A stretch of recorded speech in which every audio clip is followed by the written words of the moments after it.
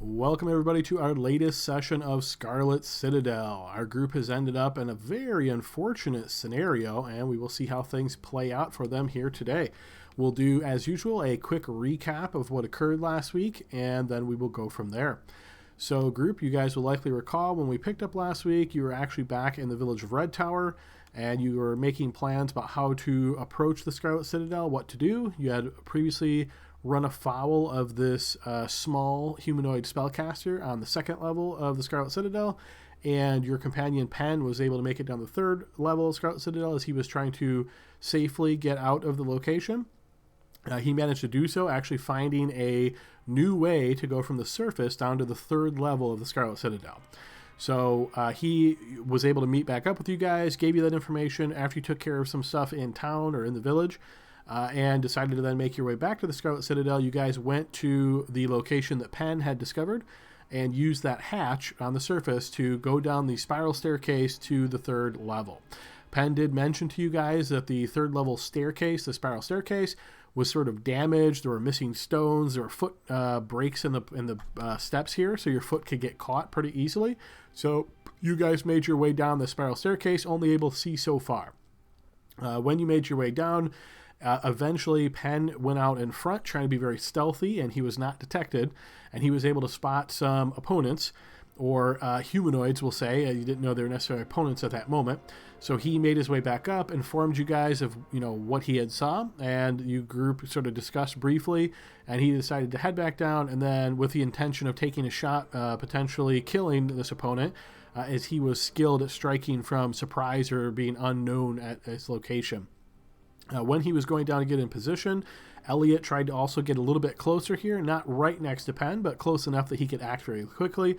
Unfortunately, Elliot did step on some of this broken part of the steps, and this cascaded down, alerting these opponents down below. So when Penn actually took his shot, the creatures were aware at this point, and he just slightly missed his bolt striking into the wall. This then went into a battle that lasted a significant amount of time. As the battle first started, you guys started pouring out of that spiral staircase, making your way down below. These two opponents, these humanoid greenish yellow skinned, dark-haired creatures, rushed away, found their way to this door where they passed by it, closed it, and locked it, or barred it from the other side. As you guys were following along, trying to figure out where to go, how to get past this door, other avenues, that sort of thing, these very strange dog-like creatures that had greenish energy pouring out of their eye sockets and looked somewhat skeletal and ephemeral at the same time, struck out at you, fighting in tandem. They were able to strike and then seemingly vanish. You guys weren't sure exactly what this was, but they were able to sort of vanish, then pop back in at a later time, strike, and sort of repeating this process. At first, they were dealing somewhat reasonable damage, you might say, hurting you guys a little bit here and there, but it wasn't discovered until somebody was knocked prone that once an enemy is prone, or once a player character is prone, these enemies are able to strike very hard and hit essentially an automatic hit and deal a significant amount of damage. And this particularly affected your brand new companion, Serena, who you had met back in the village of Red Tower, as she seemed very strange stepping through the fog at the time. You guys spotted her, had a brief discussion, and she agreed to accompany you guys here to Scarlet Citadel. Unfortunately, as these dogs sort of teamed up on the prone Serena, she was slain there on the ground. During this time, again, battle continued going on. These opponents that rushed past the door, some of you guys speculated like they might be going to get reinforcements. So you were probably trying to defeat the opponents that were next to you quickly. But unfortunately, you were not quick enough, as reinforcements did indeed arrive, coming around then from the northeast corner, and more opponents were sort of added to this battle, quickly turning the odds against you. During this time, Elliot made his way to an open area here and rushed downward, trying to get through a different set of double doors to try to probably take the opponents from the rear on the other side. But once he got to those doors and then picked the lock and then just opened the door a hair, it caused a trap to suddenly trigger in the room, this or corridor he was in, which caused a bars to slam and close off his exit, and the room then started filling with poison as holes in the ceiling began to emit this poisonous gas. As all this was going on, Elliot was being affected by the poisonous gas. I believe it was Renaud who was nearby as well, was able to hand him over the potion of turn to an ooze and then Misty Step out of there. Overall, the group found themselves pretty quickly overwhelmed and were starting to get hurt pretty badly when they ultimately decided to retreat. But as the group started retreating up the stairs, or some of you at least did, you realized that this was going to be very tough going, as had already been mentioned, very difficult to retreat quickly here, and these dogs seemingly being able to pop in and out and having pretty good movement speed made it seem almost impossible that anybody would be able to outpace them. So eventually, as the group was getting whittled down slowly and slowly here, Hugo did try to negotiate, you might say, with these humanoid attackers. He lowered his weapons and, tried to basically work something out. And surprisingly, this actually seemed to work. Surprisingly, that these creatures, spoke the common and Weirian language, or at least gutturally. And in doing so, they were sort of persuaded that this would be an ideal end to this situation. You guys were also able to tell that these greenish-skinned creatures, I think it was Grask who speculated that even though he knocked one of them down, he saw the same one come back around the corner. So perhaps some kind of healing, regeneration might be in play on these creatures. But eventually you guys did manage to surrender your lives to these opponents. And Elliot, having used his potion while he was in the corridor filled with poison, turned into this ooze, was able to slowly roll out through the bars onto the other side, where he succumbed to the poisonous gas, and that required him to return to his normal form. So the group was quickly collected up and marched over into another location, taken as prisoners. And that is where we left off last week, guys. I know there's a lot that happened. Is there anything specific anybody would like to add to that recap? Yeah, at the end they let us go. Is anything real anybody would like to add? Just, from that experience that we had, they barred doors, they call for reinforcements, they set off traps. So whatever happens, here, if we do come back, just remember this, not just run-of-the-mill casual opponents. They seem smart, so let's just be tactical and smart about it. Definitely a good warning right there. Anything else anybody would like to add to our recap? Okay, if not, then we will move over to a new map. So group, you find yourselves pretty quickly being dragged over to this odd location. The opponents here, these green-skinned humanoids, take you south through that opening that Elliot had previously gotten trapped in. Once the gas ends, so they do indeed have to wait some time here for that to happen. But once it ends, they unlock the door, they use the mechanism to raise the barred gate doors, and they make their way with you all in tow to the south through what you notice to be a very large room, through another corridor that you see more and these murder holes or arrow slits. They take you through a doorway into a massive room. All this is, of course, happening to you guys pretty quickly. You're not able to get too many of the specific details, as you're just probably very concerned with what is going to happen to you here, what your fates are going to be. When they lead you to this location, you notice many, many of these opponents. Hard to count them all, but more than a dozen, and for sure, perhaps 24 or more. More of these dogs that you had fought previously that seem to be in league with these creatures, very much under their control. They sort of watch you with these greenish energy floaty type eyes, and you can see their bodies, again, not quite physical, as this material of them seems to fade away near the back. As they take you to this location, you notice there's not really a cell or anything like that here that you might expect to be put in.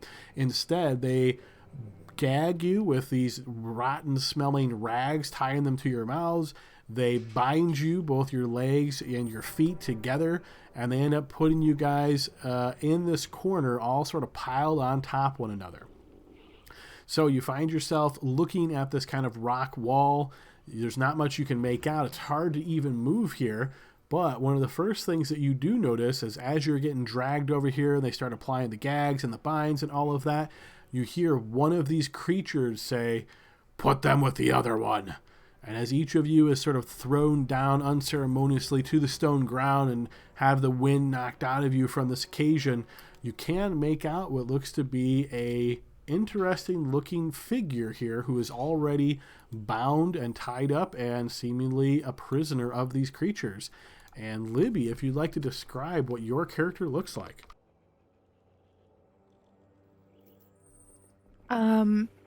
You are looking at a short, sturdy, androgynous-looking humanoid, and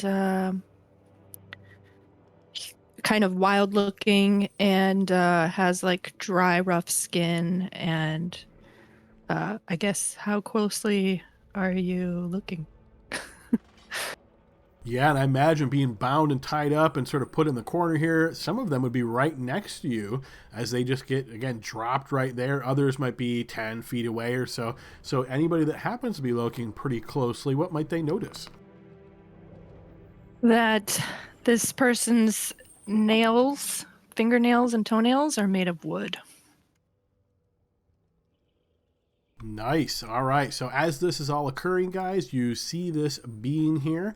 You realize after these creatures drop you here again very unceremoniously, you're starting to wonder how long you're going to be here. There's not much you can do. You can't really move at all. You can struggle, but these bindings are very tight.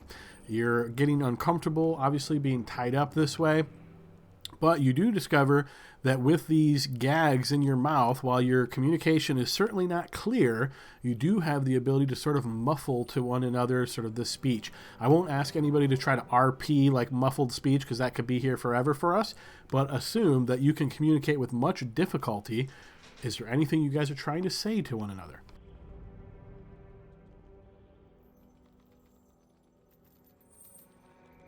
What now? Sorry. Okay. Sorry. Renaud will say to Hugo, you did what you could. I think we are still alive because of you. Grask, I think we try and get out of here. If that's all right with you. Hold on. Shouldn't we say what they say?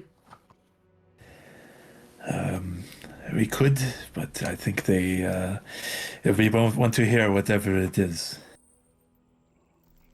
I just know there's a lot of them out there. All right, I lied. Someone can totally pull it off. Well done. Go ahead and take inspiration, Hugo. Hard. It's pretty hard to do. Hey, especially with the I could accent hear every I've got. one of those words. That was perfect. I was impressed. It's very good. Good job. You, the one already here. How long have they kept you here? I've lost track, but it's been days. Who are you guys?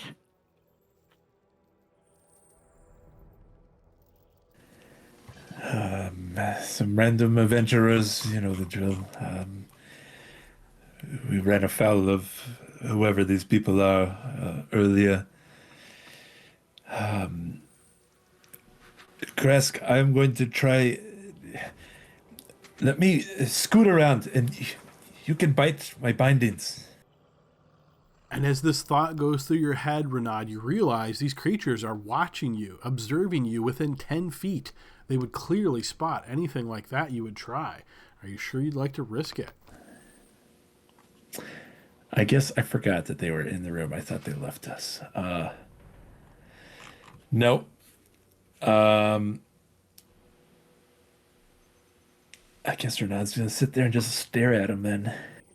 So our arms are and hands are bound as well. Yes. Yep. So think of it as though your hands are bound, your legs are bound, and your legs are actually then bound to your hands separately. So each of you is basically laying on your belly with your legs bent at the knees as the ropes are tight on you, very much uncomfortable.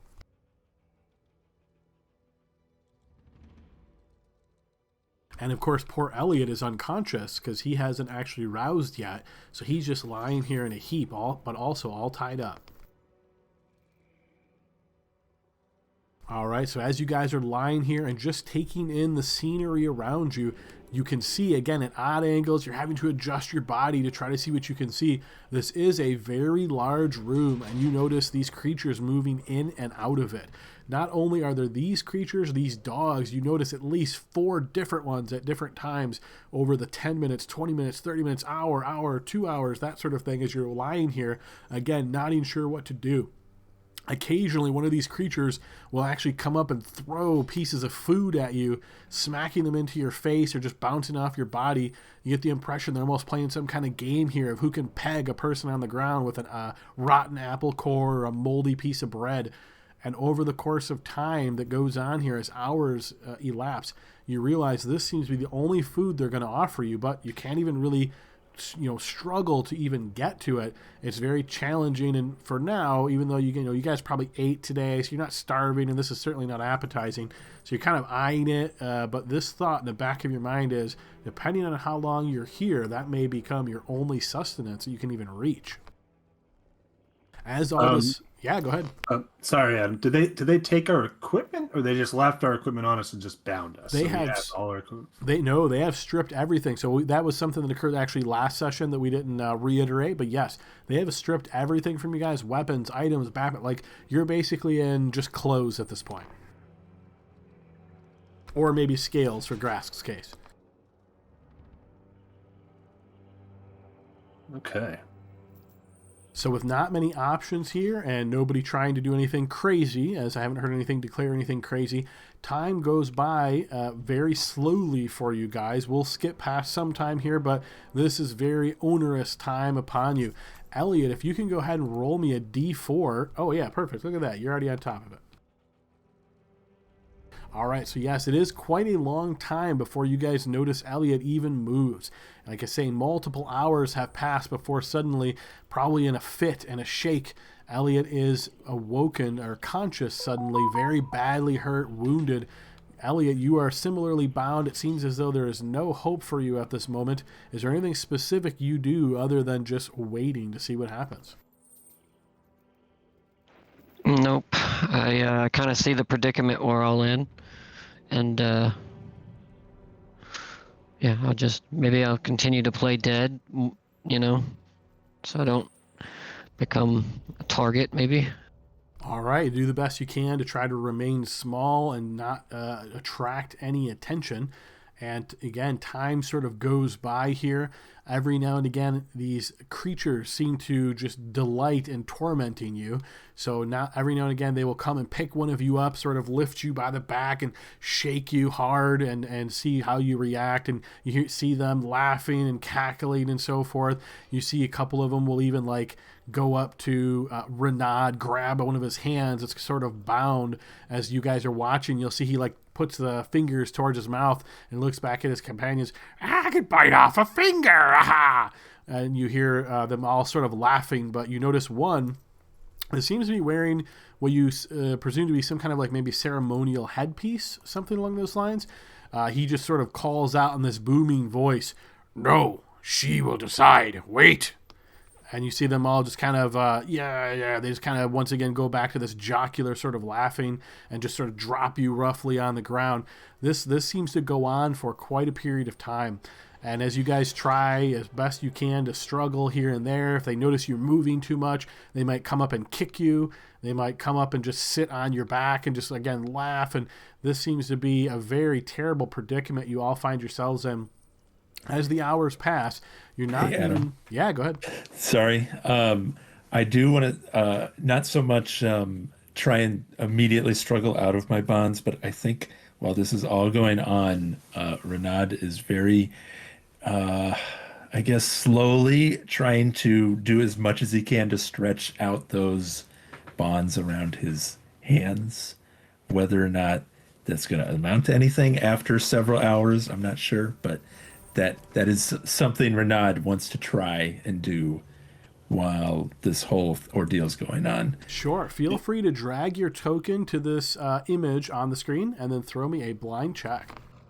Could I possibly aid him with my invisible telekinetic mage hand. I'm gonna try to do it like very carefully, but So I'm assuming that this requires some kind of like somatic components. Am I right on that? no, with this one, because of it's a telekinetic or whatever feat. It just happens. I'm pretty sure there's no components for it. The telekinetic feat. Okay, let me just double check that real quick. Okay, you learn it without verbal or somatic components, and you can make the spectral hand invisible. Okay, so yes, I would say you can do this. You're having a difficult time concentrating on this, but it does eventually come about, and you're struggling as much as you can. I would say, Renaud, over the course of a few hours here, you do feel like it's getting a little bit looser, a little bit looser. Are you trying to sort of break free entirely, or are you just trying to get it loose? I'd like to get it loose enough to the point where if something happens, Renaud could make in game mechanics a quick check to fully break out of them, but still on his hands until then, so it doesn't seem like he's, trying to escape at the moment. Okay, fair enough. I'm going to ask for another blind check from you here, Renaud, as you're trying to do this sort of secretly and see if anybody who's nearby notices. Okay, so as this is occurring, you're not sure if it's your motion or if it's the motion of the invisible hand sort of pulling those bonds back a bit, but you notice one of the creatures walks up to you pretty quickly, and just kicks you right in the face as hard as he can. Your mouth is suddenly filled with blood as you feel this wound and this bruise on your face, and he kneels down. I don't think he would be able to feel the mage hand. I don't think it's solid, but you do notice that he goes to these ropes and ties them very tightly once again, even putting a couple extra loops now. Once this is done, he sort of slaps you around a bit to really reinforce this point, and then he looks at all of you and decides, yeah, you maybe all deserve a slap, and he walks around slapping each one of you really quickly, and then looks down again. No! Try again! Die! Renaud just stares daggers back at him, doesn't say anything. All right, yes, and he probably doesn't really notice this much, so walks back, not really worried about your sort of reaction to this. But yes, these guys come and go, but no matter how often they go, they are so focused on you guys, at least some of them, that you are being watched very carefully. Anything you try to do, you can just tell is very much observed. Again, seems like there's very little hope here of any kind of escape. During all of these hours that are passing by, you definitely notice at the corners of your eyes more and more of these creatures. In fact, you notice a very large creature that looks somewhat similar to these creatures, but way, way larger, like probably twice as big and rotund, that sort of thing. During one of the late hours, you even hear the sound of scratching on the stone nearby, and as you crane your necks and try to look, you see a very large creature that anybody who remembers when you first, or was still alive, when you first came here to the Scarlet Citadel, you fought a terrible beast outside in the ruins. It was some kind of an eagle bear or an owl bear. It looks like that, but it actually has barding on it and sort of armored, in fact. And you notice they lead it around, and it seems to obey their commands. As it gets somewhat close to you, you notice it sort of scampers close like it wants to eat one of you guys. You see it moving very carefully, very quickly in your direction, very intently before one of these creatures has to shout out a command. And you see with a lot of regret in its bestial face, and actually stops, sniffs, gets really angry, and then pulls back finally. These dogs make their rounds, sometimes walking right in your area. It's a very disconcerting feeling as you're laying here, and they sort of step on you and then fade away, and then suddenly they appear on the other side. All of this goes on for quite some time. In fact, you're all pretty sure that a day has passed at this point. But this is... Yeah, go ahead, Grask. Do the guard rotations shift at all, or is there always someone near the gate? So there is no gate. You're literally Or just the door. lying on the ground here, and there's always at least one of these creatures within 10 feet of you. So if one of them moves out of the way, it might be two that come and watch you. It might be three. It seems to be random, but there's always at least one. After a while, Grask will he'll mention, If it's your first time being a prisoner, just don't do anything. Don't make it entertaining for them. Are we able to view where where our supplies are? No, you see nothing that you had on you, before everything was stripped off from you. Whatever they took off you, weapons, armor, gear, that sort of thing, it seems as though that has been taken somewhere else. This room is absolutely massive. So when you're sort of trying to do the best you can to get a look around and get an idea of where you're at, think of a room that's like 100 feet wide by maybe 60 feet long kind of thing. And you're just in one alcove. There's these large pillars in the center of the room blocking part of your line of sight. So yeah, you're just in a very large location. It's hard to pin down anything. All right, so guys, during this time now, you haven't had water or food for quite some time. You're starting to wonder if these creatures even worry about feeding you or letting you drink at all. As this time goes over, again, it's very difficult, very challenging. Your situation is just very unfortunate. You overhear some of these creatures talking about what they should do with you. Some seem to be in favor of feeding you to what they call the owl bears. Others say, let's throw them down the hole. What this means, you're not quite sure. But always one of this guy that's wearing the sort of ceremonial mask, he always, if he hears this or he notices it, he always reminds them, no, we have to wait for her to decide. So as this goes on and you guys are struggling, trying to do what you can, there are brief moments here where you can sort of try to relax, try to rest just a little bit, even though it's uncomfortable.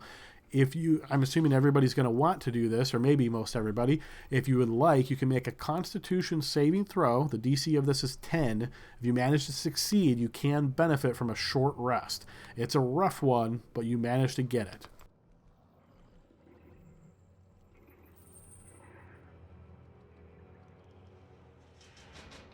All right, so what I'm going to do is I'm going to give you guys just a little bit of a visual here on this map to give you an idea of your current predicaments. I'm not going to let you see everything that you would be able to see, because again, think of this as like straining and your movement and all of that, trying to see just as much as you can.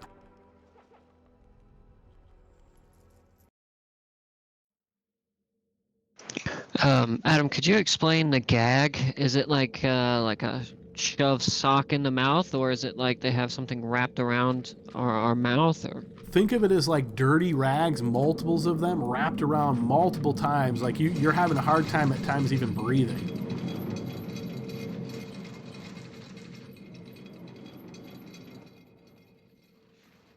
And the hands, are they bound at the wrist, or is it your actual physical hands bound as well?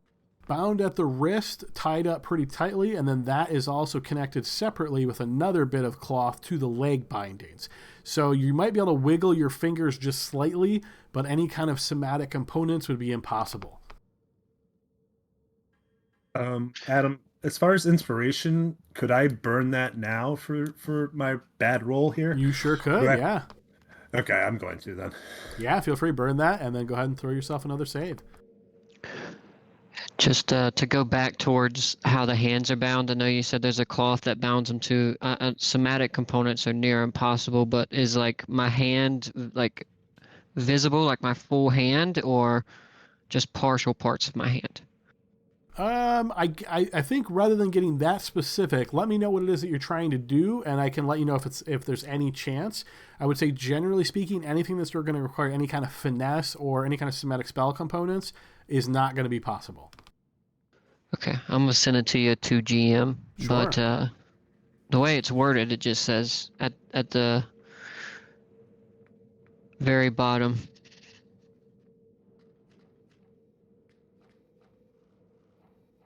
I would say you can try this, but keeping in mind the way that you're currently bound, even if it works, you're not sure how effective it's going to be to try to aid in your escape. Gotcha. I just wanted to kind of get an idea, if a moment or something came up. Or Sure. Yeah, so everybody managed to succeed on that save. So again, think of this as a very difficult rest.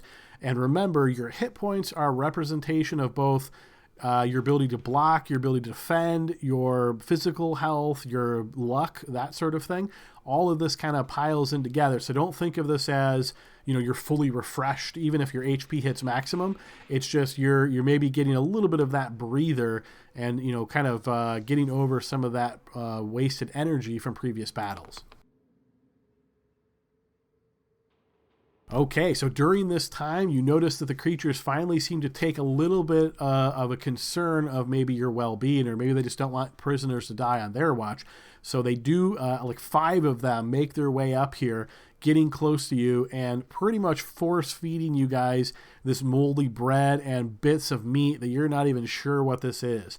If you wish to try to not eat this, you can, but you realize it's likely going to end up in, smacks to the face, punches, that sort of thing.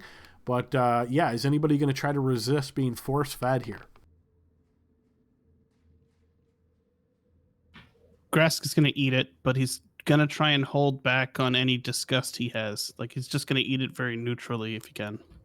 Okay. And quick question: it doesn't ping on the detect poison, right? It does not. No, you can. I mean, I don't think mold would be considered poison. You can tell it's going to be unappetizing, nasty, might make you like a little bit sick to the stomach, kind of thing, but no mechanical poison. No. Okay. All right. And or I guess disease too. With it, it's poison and disease, but You're sure it's not diseased either. Okay, cool. Well, Hugo will eat it with gusto then. All right, fair enough. So yes, this goes on once you're done eating, and even if you're not quite done eating, it seems as though once they get bored, they just kind of like slap you in the face, knocking different bits of food out of your mouth so they can retie these gags.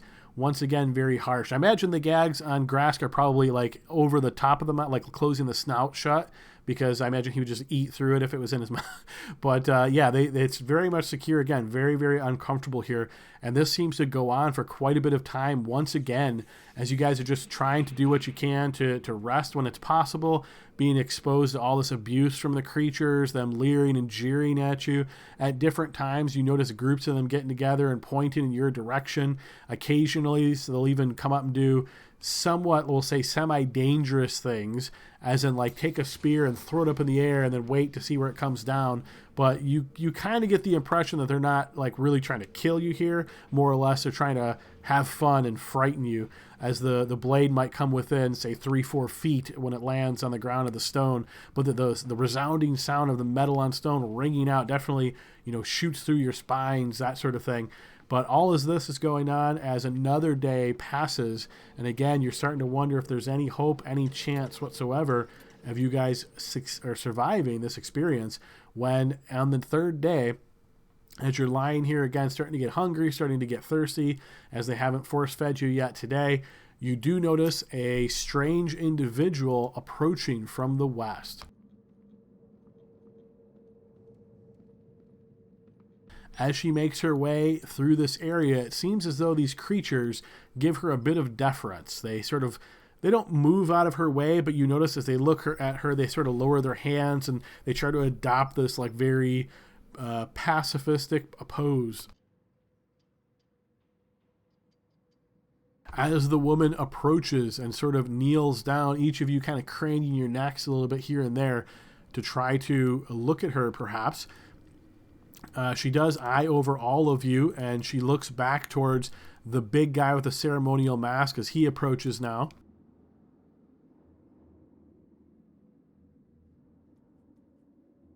And as he does, you see she just sort of looks back towards him, and he points down to your newest companion, who you don't know the name of this character yet. And then you see she nods at him and seems to investigate this new character quite intently. New character. Is it okay if we reveal your new character's name at this point, Libby? Sure. Okay, so as this woman is looking down upon you, you see her sort of touching upon your back, feeling your wooden fingernails. This seems to be somewhat of interest to her. And she doesn't say anything. She just sort of like, you almost get the impression of like maybe a rough medical exam or something like that. She doesn't have like a whole lot of care about this. She's not trying to hurt you. It's just some kind of blasé attitude, but you're not sure exactly what she's trying to learn. You notice her sort of making her way and sort of doing all this at the same time as she investigates each one of you sort of in turn, making her rounds here and sort of looking at you guys during this time. Is there anything anybody tries to do, anything tries to say through the gag at this? Yeah, Hugo will be like, Please, mercy, we could help. And you notice she doesn't in any way quickly make her way towards you, but she eventually makes her way around towards you, Hugo. And as she does, you see she takes a knee and puts her hand towards your gag and sort of releases it somewhat, not fully, but allows you to speak a little bit more clearly. What was that, dear? Was there something you were trying to say? Just mercy, please. We can we can be of service, I think. Service. And you see she looks at you. You can see in her face that she is clearly of elvish blood. You notice these timeless eyes that seem to look you over up and down very carefully. And what service do you think you could offer that I would be interested in? And even as she's speaking to you, you can just tell here, Hugo, she doesn't even really care about your answer. She's almost like going through the motions.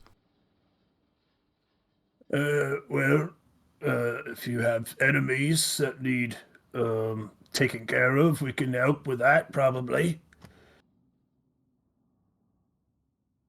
And you see she sort of looks around and waits, almost like not even having any intent to answer you before, after a little bit of time passes, and finally it's again almost as though it's out of nowhere. She looks back and says, I don't think you would be quite able to take on my enemies, but thanks for the offer. And without any other ceremony, she ties the gag back as tight as it was before and continues making her rounds. She will sort of pass by each one of you in turn. Is there anything anybody does during this time? Is there anything on her that like in the little token I can see some iconography on her stuff? Is there anything that Renaud would recognize or guess from what he sees on their body? Sure, yeah. Give me a blind check to see if you might recognize anything.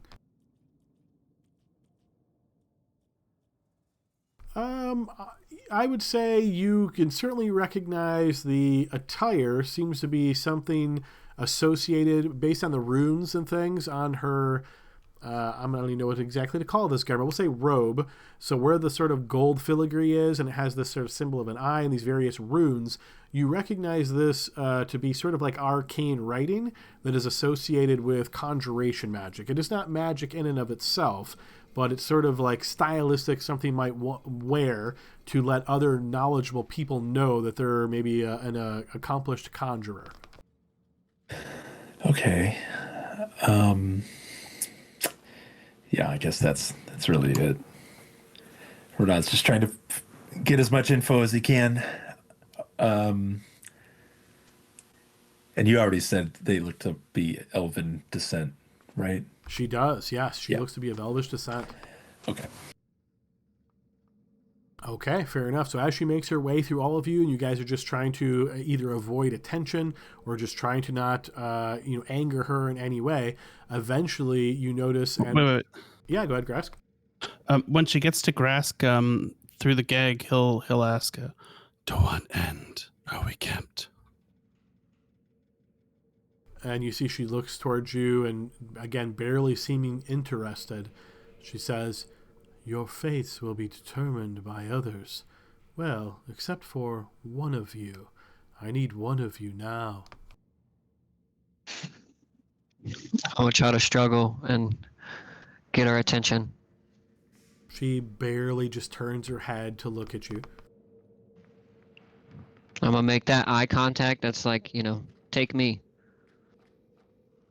Okay, and you notice she looks at you and seems to appraise you for a moment as she stands up away from Grask and puts a hand up on towards this robe area and sort of smooths it out a little bit, looks to her fingernails, kind of picks at them a little here and there, brushes them away, again, seemingly very much uninterested, as though she's even bored here, and eventually looks towards you and says, I've made my decision. And she turns her back towards you, making her way over here. As she does, you notice she motions over in this area where you see your companion Pen is all bound up as well, much as the rest of you are. And she pulls him pretty easily to his feet and starts leading him off. As he makes her way over to here, you notice the masked creature here calls out to her, "What about the other ones?" And you see she again turns back her head very lazily. "Do as you please. He wants this one, but the rest don't interest me." And you see the creature just sort of nods as she now makes her way further away from you all and out of your line of sight. All right, group, as you're still laying there, you notice the guy with the mask turns back and looks, and he has this kind of frenzied, smiling, happy look on his face, and he turns back to the rest of these creatures sort of gathered. "What shall we do with them?" And you hear this chant suddenly rises up. "Brakbar, Brakbar, Brakbar." And you see them raising their hands in the air, their spears poking up. And you notice he is encouraging this behavior and sort of slapping at his body. And the noise rounds up into a crescendo. And he then approaches your group. And he looks down at you all and says, "You all have the great honor. We will let you go if you can survive Brakbar."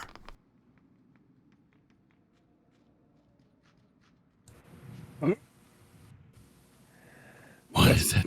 What's Brakbar? And you see he grins a bit and says, "You call it Gauntlet."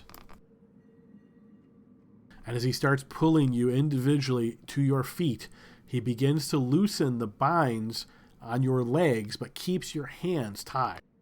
And he keeps your mouths gagged.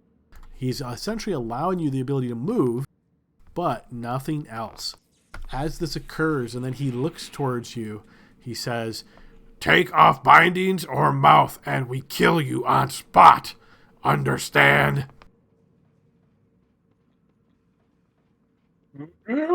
Uh-huh. All right, and he does a grin here once again. As each of you now can stand, you're no longer bound at the legs. You are bound at the arms, the hands, and you're still gagged. And he says, "Gotta be fair. You follow me. If get through Gauntlet, then you're free to go." Right now. Right now. I thought you wanted a show. Don't you want to see us do it? Oh, never mind. And as you're asking this, you see he sort of chuckles and says, "This will be good show." Uh-oh. So we have no armor on, right? You have no armor on. All right, group. So how this is going to work is, because you can't really go anywhere until he moves, I'm going to essentially put him at the top of the turn order, and that is how the turn is going to start. You notice this, those of you who have dark vision can probably see farther than others. This guy right here is actually holding a torch, but you don't notice much else in the way of light in this area. You notice he starts moving, and you get the strong impression here that he's trying to lead you what he's calling the gauntlet. So he starts making his way in this direction. We're going to go in turn order. You can choose to do what you like, but again, just to make sure you're aware of what's happening here, there's quite a bit of enemies around you, and you get the impression if you try something that they're not expecting, it's likely to turn into a full-on combat. So with that, you notice him moving. Okay. All right, he will get to there, and then we move to Hugo's turn. So we're going to go in order just to make sure this is tracked properly.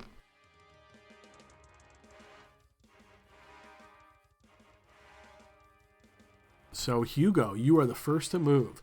All right, so as you step past those two guys, you're going to notice them both stab out at you with these spears. It looks like they're trying to essentially hit you in the legs. You get the impression again that they're trying to hurt you here. So go ahead and give me 2 defensive rolls, and we'll do some quick math on your no armor situation. It's pretty much just going to be... Actually, you know what? Just roll a D... Yeah. I just unequipped it, right? So... Actually, yeah, that's even easier. Yeah, if everybody can do that, just unequip your armor on the sheet real quick. That'll make it simpler. Yeah, so I have a 13 now. Yikes. Yes, and that may not be fully accurate because you're bound, but at the same time, we'll assume that's good enough. All right, so as you're making your way through the first bit here, you notice again the first guy stabs out with a spear, manages to connect against you, wounding you for 6 points of piercing damage. As you step past the second guy, he is going to actually push you, trying to knock you to the ground here. So give me an athletics or acrobatics check, your choice.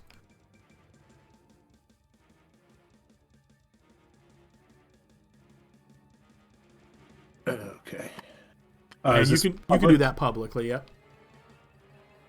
All right, so as he like sort of shoves into you, bounce back maybe a little bit, but manage to maintain your feet. So far you've done this, and you've passed by these two guys and gotten to here. Is there anything else you do on your turn?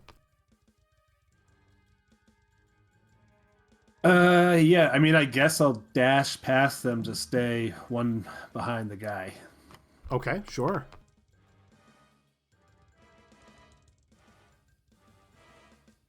All right, if that's the end of your turn, you go ahead and end your turn, and we will move to Elliot. All right, Elliot will follow the same path, but as he passes the guys, can he use his action to try to dodge, knowing that they just attacked Hugo? I mean, he witnessed it, so. Sure, yeah, you can do that. All right, well, All that's right, what I'll and do. Keeping in mind that, sort of all of this is happening about the same time.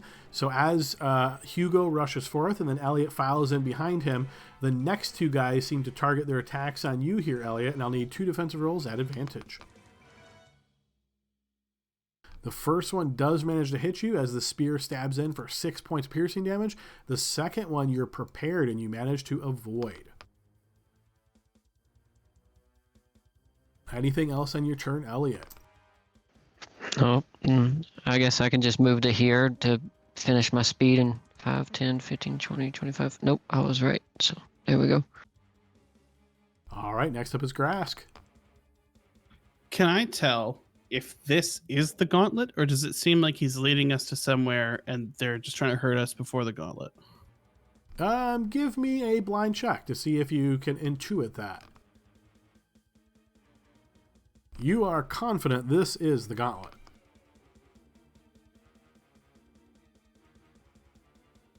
All right, then. And he will also try and dodge and move forward. Okay, you do manage to dodge. Can I get around Elliot? Yeah, you can move through him. He would be considered engaged at this point, so it would count as difficult terrain moving through him. Okay, I've got 40 feet. That's 30. So if you want me to move piecemeal to make it easier, I can. No, that's fine. Yep, you're good there.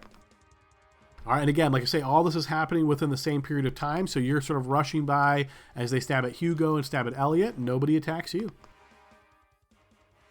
Oh, that's unfortunate for the team. Okay. All right, or your turn.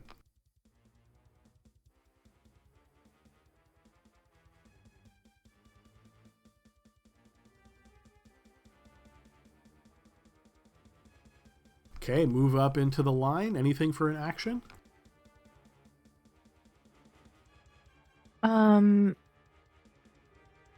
You said these guys would be.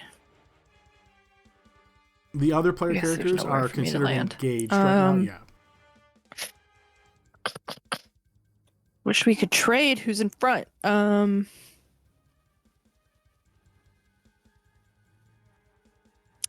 just gonna hold an action to dodge if I'm attacked. All right, we'll call that a dodge then, so that'll go into effect right away. All right, Sebastian also sort of just funnels up, and we'll do the same, dodging. Renaud. Renaud's going to move here. Adam, the only thing that I can probably do is a spell with a verbal component, but the gag is going to prevent that, correct? Correct. What it won't stop me from doing, however, is my healing light ability, which I don't believe requires anything except for me to see the person that I want to heal.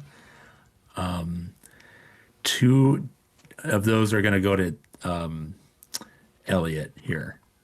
Okay. And these are bonus actions, and then I'm going to take as my main action the dodge action. Okay, fair enough.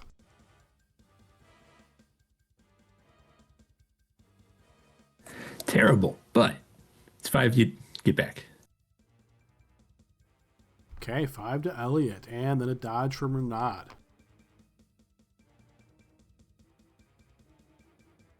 Here we go.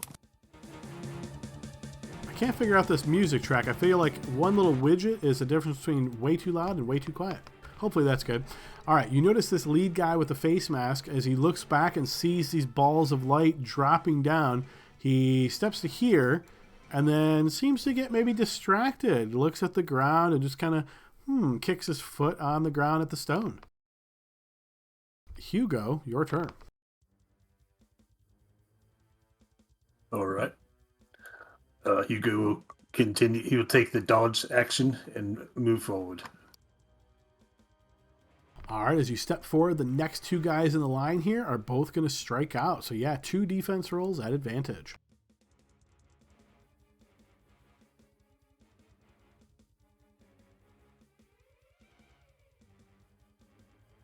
That one will definitely hit you. And one more defense roll.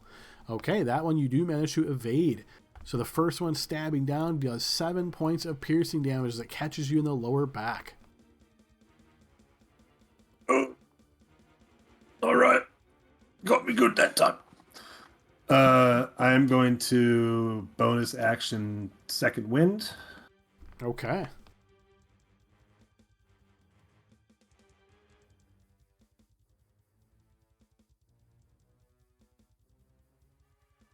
Nice.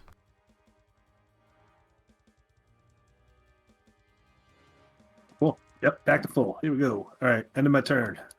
Okay, Elliot, your turn.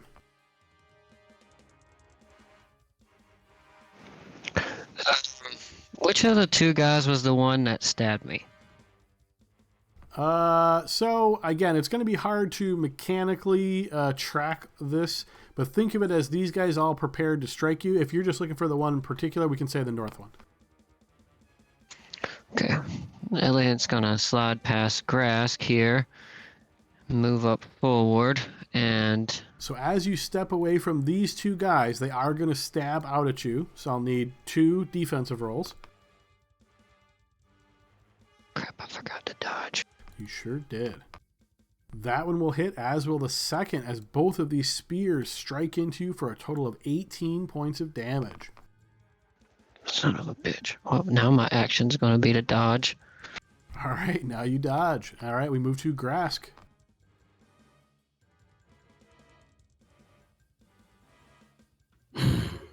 I'm gonna dodge and stay in place.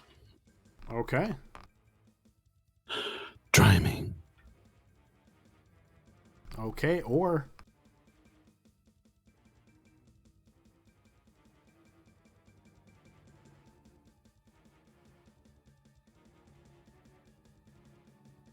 I forgot to dodge too.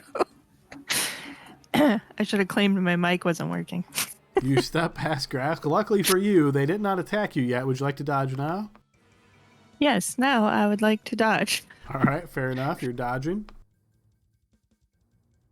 All right, as you step up this way, however, you do notice both of these 2 now strike out at you. So 2 defensive rolls at disadvantage.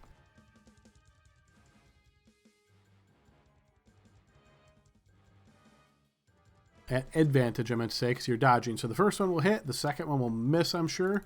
Or yes, I am sure, because I know what their value is. So that first one will stab into you for 9 points of piercing damage.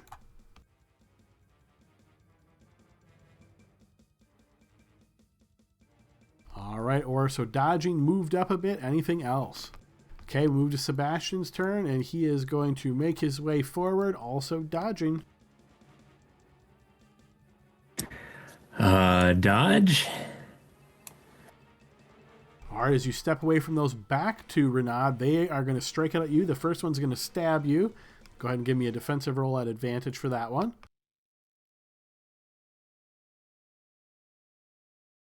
Yes, that will manage to strike into your leg, dealing 8 points of piercing.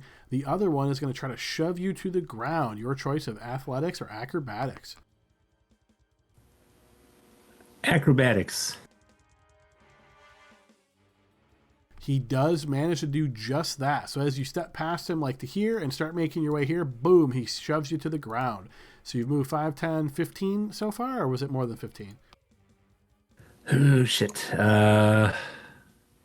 Was it 20 or were you, I can't. I think I was actually in between the two of them right there. Okay, so you still have enough movement to stand back up if you wish. Yeah, I'll stand up. All right. Anything else on your turn, Rod? Let's see, I dodged.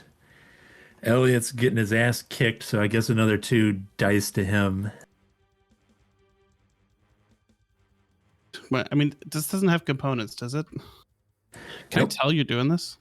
You see probably- these balls of light dropping on him. I would hope you know there's something's going on. Yeah. You're slowing them down.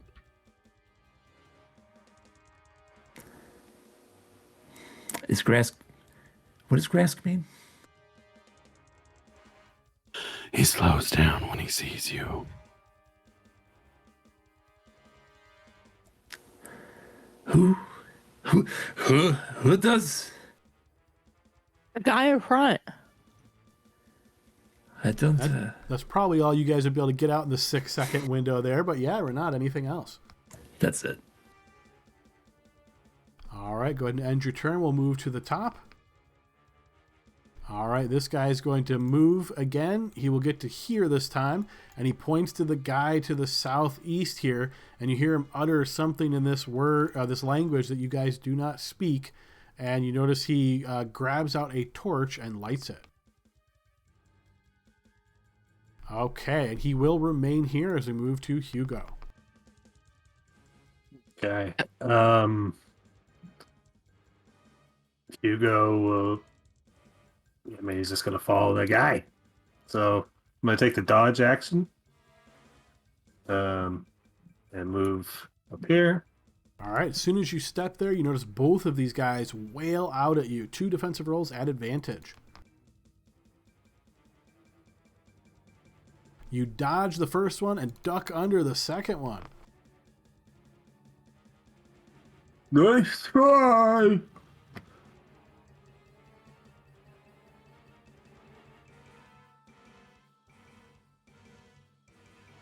All right, as you step up to here, you notice another one of these creatures, but this one's dressed quite a bit different. Obviously a female of the species, and you can see this very elaborate sort of attire that she is wearing. As you step up to here, you notice almost with like perhaps playfulness, she tries to hit you with this thick staff that she's holding onto. Defensive roll at advantage. Yes, once again, you see it coming, you sort of duck under it, and you see she just gives you this toothy grin.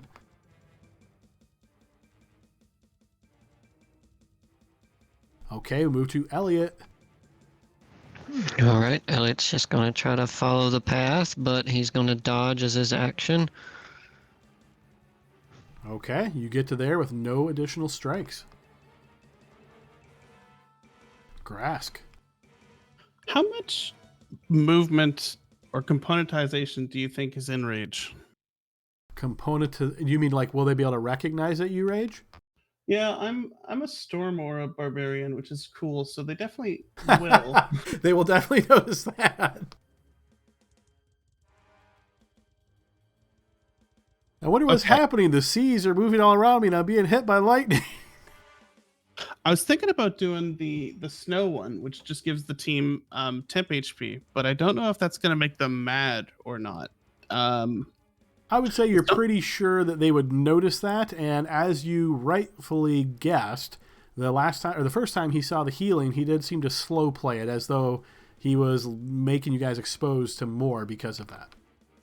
Okay, Grask won't risk it then. He will just dodge and move forward, hoping they attack him to free up his allies to move. So I'm guessing Sebastian is engaged. Correct. Let me get up my thing. So 1, 2, 3, 4, 5, 6, 7, 8 is where I think I can get. If you take it diagonal, you could get there, yep. Okay, yeah, I've got 40 feet. Yep, yeah, you could do that. That is what we'll do. Okay, as you leave these two guys, they are going to both strike out at you. The first one tries to hit you with a spear. Defensive roll at advantage because you dodged. Okay, and I'm just going to roll my regular one because I am a barbarian. Okay, and the second one, he is going to try to shove you to the ground as you step away. So your choice of athletics or acrobatics. Yes, he thumps his body, his shoulder into your back, but you stand resolute as you pass by him. Buckrock. All right, move to Or. Or is gonna dodge.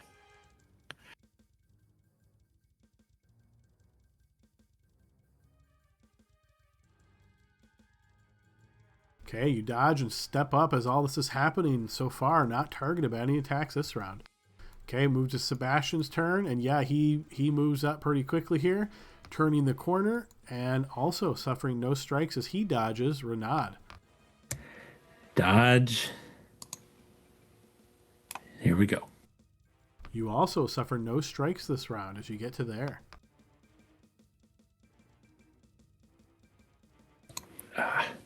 There it is. You got 5 more feet, don't you? I don't think I can go anywhere. You notice this masked man continues moving to the south.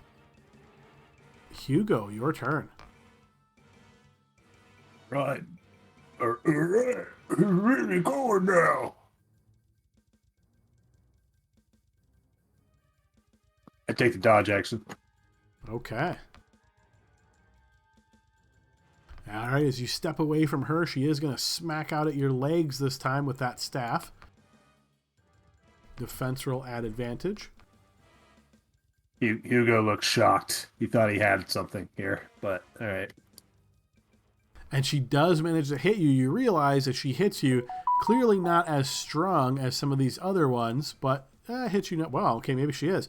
9 damage as she smacks into your legs.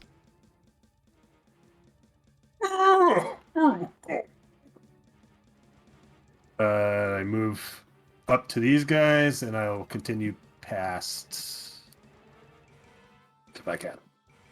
All right, and as you just step away from that guy there, he's going to try to knock you to the ground. So your choice of athletics or acrobatics.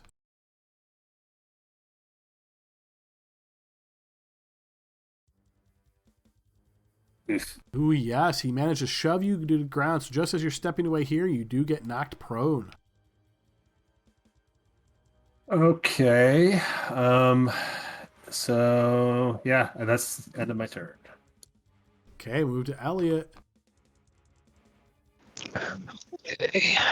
Elliot is going to move up to You here. step away from the guy to your northwest. He's going to also stab out at you. Damn you, dim light. I didn't see him. I have my... There's only torches in very specific areas. All right, defense roll. Shit. Yes, defense roll, please. The spear manages to connect, hitting you for 8 points of piercing damage in the back, Elliot. And you hear raucous laughter as the creature that just hit you says, "I'm going to spear him. I have a snake on a stick." Is it possible for me to use my action to pick Hugo up or lift Hugo up?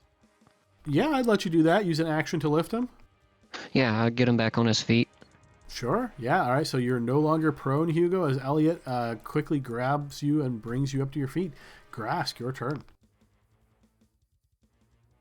I don't know if I've had enough. I'm going to dodge and try and see if I can provoke a bunch of hits here. Can I move? Yeah, way diagonally. You can. You'd be pushing into him a little bit, but you could. So my plan is to do this. Okay. Yeah, you can do that, and it works exactly like you think. So 3 of those guys that haven't attacked yet, they seem to take this as a challenge as each one of them stabs out very aggressively at you. 3 defensive rolls.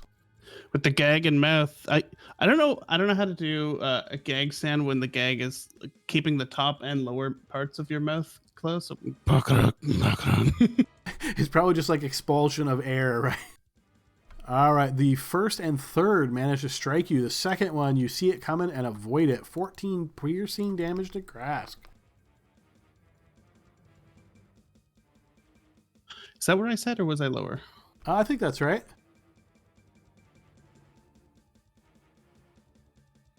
Oh, one more. Okay. All right. Or you noticed this lizard folk just sort of soak up all these guys' fury. Your turn.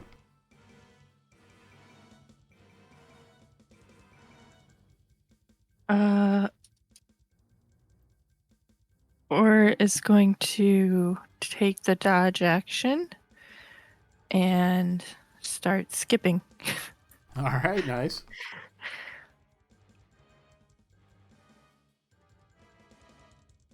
All right, as you step up to this one and he's there waiting, he will stab out at you with the spear. Defense roll at advantage.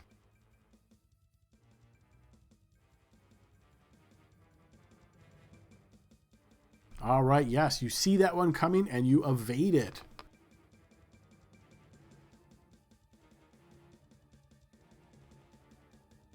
Okay, we move up to Sebastian's turn, and noticing this opportunity, he's going to sort of scamper up here as he is also dodging. He's even going to go out a little bit ahead of Hugo. Maybe he's being a little brave today. We move to Renaud. Hey, it helps if I press the button. Dodge action. Going down here. That's it for now. All right, and you'll notice the big guy moves again. You hear him once again utter those words in that language. You're not sure exactly what it is, but similarly as before, you notice suddenly a torch is sprung into action. All right, we move to Hugo's turn, having been lifted to his feet by Elliot. All right, he gives a good nod to Elliot, and then once again take the dodge action and go forward.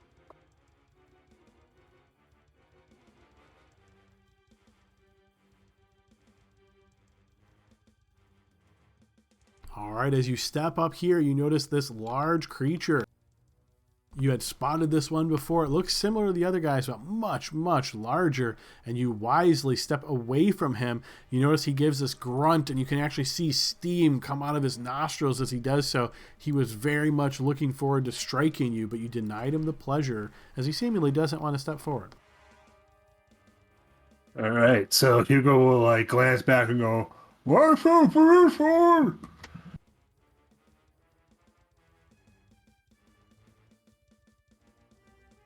He can move one more there. And yeah, that's the end of his turn. Okay, next up is Elliot. All right. Elliot is going to second wind as a bonus action. Okay. Not shabby. All right. Dodge as an action. And I'm just going to move forward. All right, as you step to there, you do notice that big guy on your west side, and now he's very ecstatic that you stepped up to him, and he slashes out with rending claws. I will need a defense roll at advantage. I don't really see him. There's like a very sliver of light, but yeah, he looks creepy enough in my mind, Adam. All right. I am dodging, right? So is it two or just one defense roll? Just one. Okay, you spot him sort of at the corner of your eye as these claws, whoosh, you just feel the pressure of the air, such force, but it flies right over your head. Okay, I think I got 5, 10, 15, 20, 25, 30. I can go one more. All right, as you step up to there, you can definitely see that there is a guy here, but he doesn't react right away. He is holding the torch. I'm going to rotate around and flip him off through my bounds. Okay. And look over at my shoulder at him. All right, move to Grask's turn.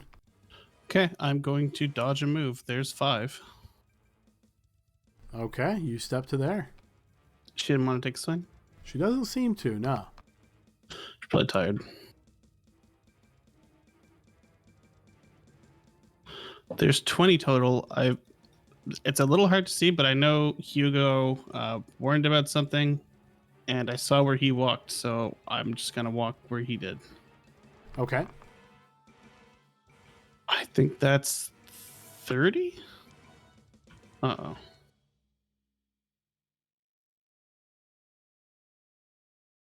Maybe it was 35. No, I think I did the diagonal, didn't I? The 30. Okay, I've got 10 more. I'll move into the room. Assuming I can fit beside Elliot there. You can, yes. All right, and we move to Orr. Taking the dodge action.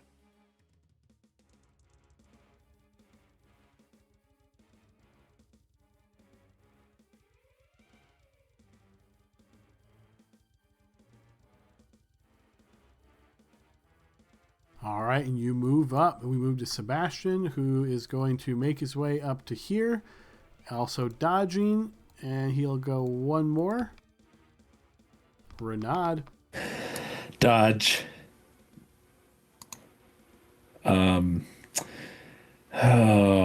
That's 20 feet. All right, as you step past that guy, you notice he tries to knock you to your feet. Your choice of athletics or acrobatics. He succeeds. So as you step past him, so you spent 5, 10, you would then fall prone in the space just 10 feet south. Ah, shit. Okay, standing back up. That was 10 feet I got, you said, Adam? Yes, yep. So you went 10 feet here, got knocked down, stand up. That'd be 25 feet, and you'd be right here. Okay. There's 30. Oh, no, I'm sorry. 25. You got to here before you knock down, stand up. So it's 25 feet spent, and you're there standing up. Oh, okay. Good. Then I will go 5 more feet.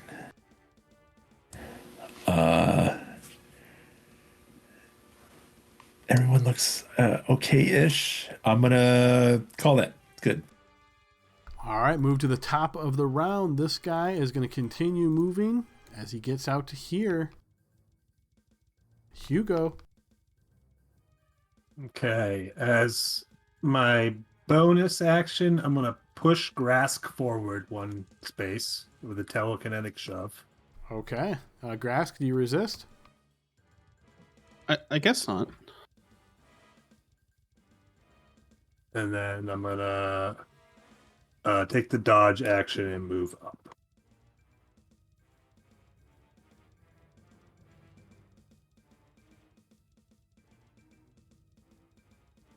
All right, as you step up to that guy, you're going to notice he, as you get there, he sort of just steps away for a moment, like back in this area, and you see he motions with his hand and gives this what you assume to be a curt command as this large owl bear suddenly rushes forth.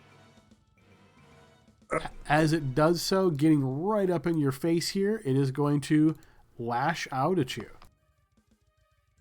And I will need you to give me 2 defensive rolls. So I got your first one there. Okay, unfortunately, this large creature manages to hit you with both its beak and its claws, dealing a total of 26 points of piercing and slashing damage.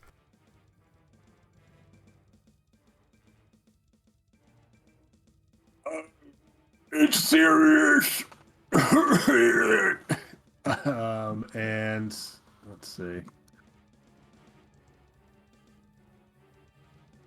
I'm gonna.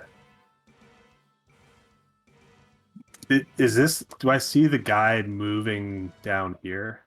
The same one we were following? He's right at the edge of your vision. Yes, you can just barely see him there. Okay. I'm gonna risk it and move diagonally this way and end my turn there. Okay, next up is Elliot. All right. Dodging. Elliot is gonna move forward. I'm sorry. I don't see the guy's token. You said he went in this easterly direction. He did, yes. I don't. I think I'm gonna just go. Let's see, 5, 10, 15. Avoid the owlbears. As I like squeeze past him as he's like bleeding out, I'm like, yeah, I got that. As you step there, the guy to your northeast is going to try to strike you. Defensive roll. He does strike you, hitting for 11 points of piercing. This catches you in the shoulder, Elliot, wounding you. That's all I got. 5, 10, 15, 20. All right, Grask. Okay, so D&D is a dumb game. If I moved forward a bunch now,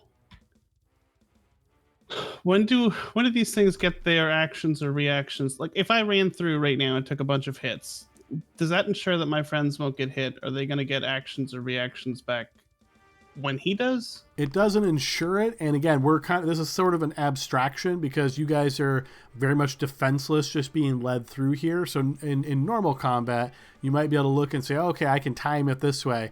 Think of this as more or less the results of them doing this gauntlet. So I can say if you do like what you did previously, where you walk around and try to soak up attacks, if they attack you, then yes, you think that will lessen the amount of attacks that your companions take, but you don't think you're going to be able to like time it and say, oh, I know this guy has a reaction, because it's not really working in that fashion at the moment. Okay, well then I will try and take a bunch of hits for the team. Sure, so go where you think makes sense, and I'll let you know what that entails. I gotta look at my bloodline thing real quick. If you cast a bloodline ability, does it take components, and is it obvious? If the spell requires components, then yes, and yes would be obvious. It's like casting the spell normally, right? But we're just using... It doesn't require a slot, it requires just your bloodline ability. Got you, okay. Okay, got it. All right, I don't think I can do stone skin. So I will just move. I don't think I want to take the bear, because he looks like a bad time. But I will do... Can you see this as I draw it? No, not until you let it go. But once you let it go, if you're doing the draw and then right click, it'll show me your full path. Okay, is this more than I can do? I think only Elliot's engaged. I can do 40. That works. So yes, the one to the top here, as you approach and get next to her, you're going to notice as you get up close to her, she has this sneering look on her face. She actually motions with her hands and casts a spell upon you. As you step up next to her, she reaches out and you see this magic coursing through her hand, and I'll need you to make a wisdom saving throw. This is very not Bakrug. All right, you feel your body start to become rigid as though you would be paralyzed, but you manage to shake it off. Magic. Did I say I was dodging? I don't know, but that didn't affect it. So would you like to dodge? Yeah, my intent was to. I'm not going to move any further, so I'll dodge it in my turn. All right, fair enough. We move to Orr.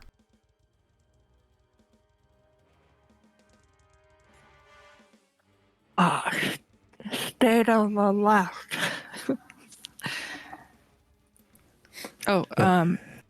What? And Ora's gonna dodge. Okay.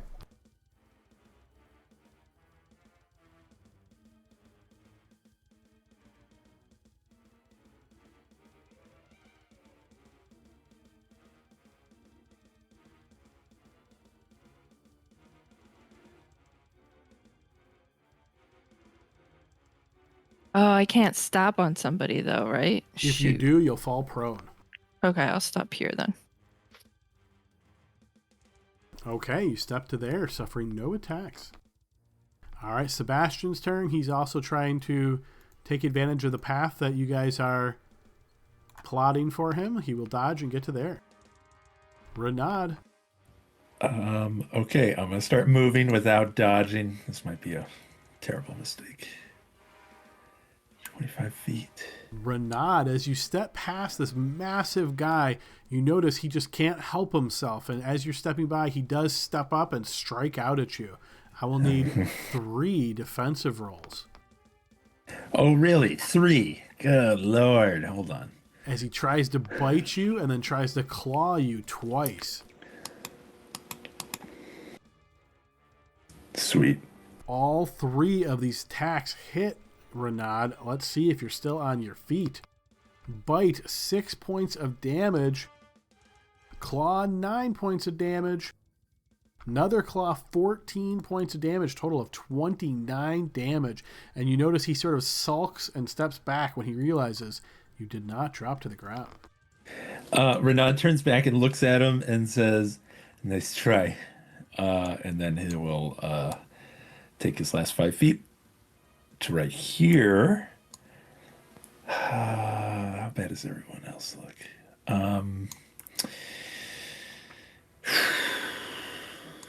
I'm gonna wait until someone goes down before I use my last healing lights. So I am gonna take the dodge action here at the end, though.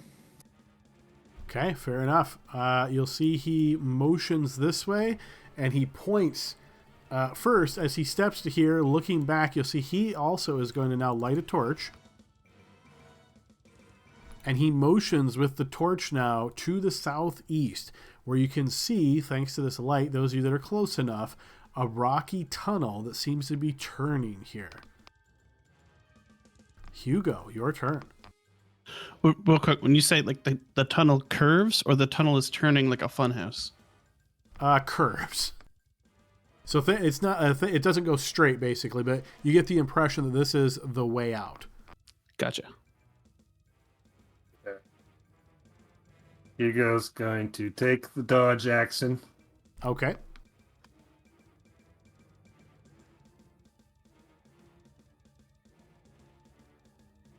As you step past Hugo, you notice in this sort of stable slot what looks to be an immature owlbear.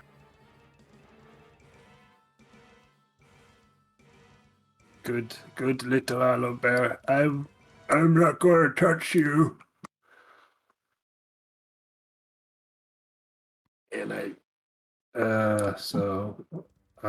is Elliot considered engaged, so he's difficult terrain? Yes.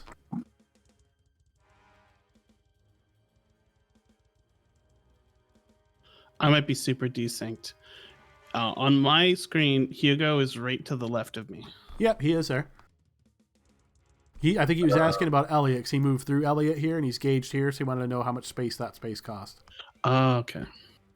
Yeah, and so if I move through Grask, I'm just gonna stay here, I guess. Oh, actually, yeah, I'm gonna stay here. Okay. So end my turn here. All right, move to Elliot.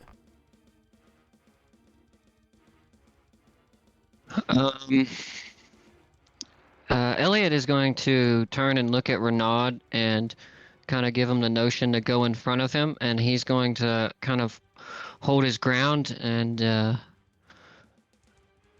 my plan is, Adam, I don't know how this would work mechanically or how held action, but if I see Renaud is about to get attacked, I want to try to take it for him. Is there a way that if he's like within parameter, can I hold that action? You can't interrupt an attack. You could use the help action to give him advantage on his defensive roll against the attack. Sure, let's do that. I'll use the help action on Renaud to like guide him past me and in front of me, and yeah, that's what I'll do.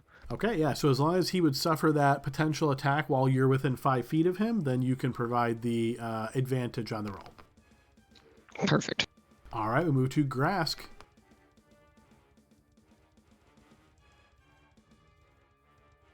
Grask will look ahead to the guy near the tunnel. Is it over? If you make it. I don't know if I've had enough fun yet. And because I think we're at the end, and they might not be so mad about it at this point, some showboating, I think I'm going to rage. Okay.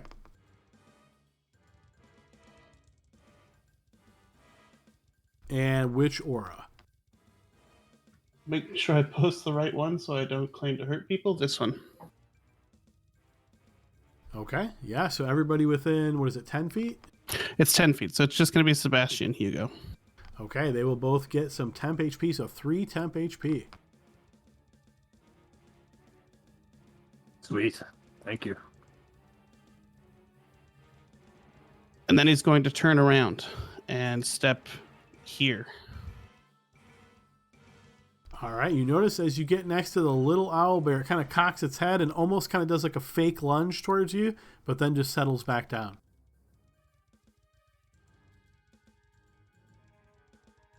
As you get to there, that guy is going to attempt to stab you, so defense roll, please.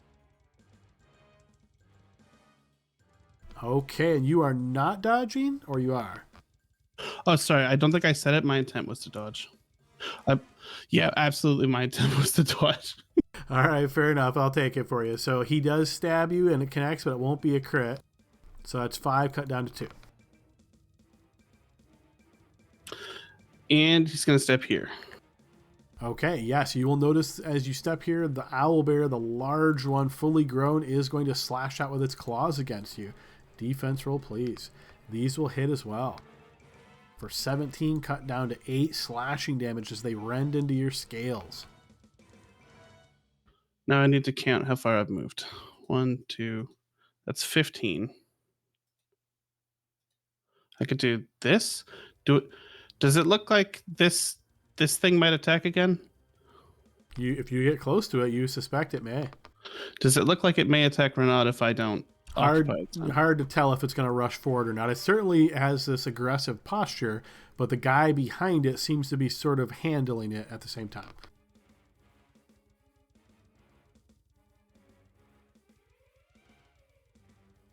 Well, then let's do it.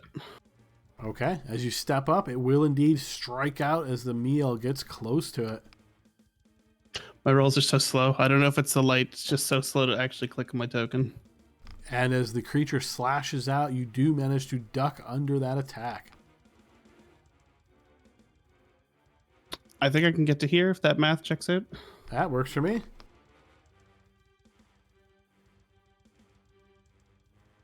All right. Yeah, next up is Orr.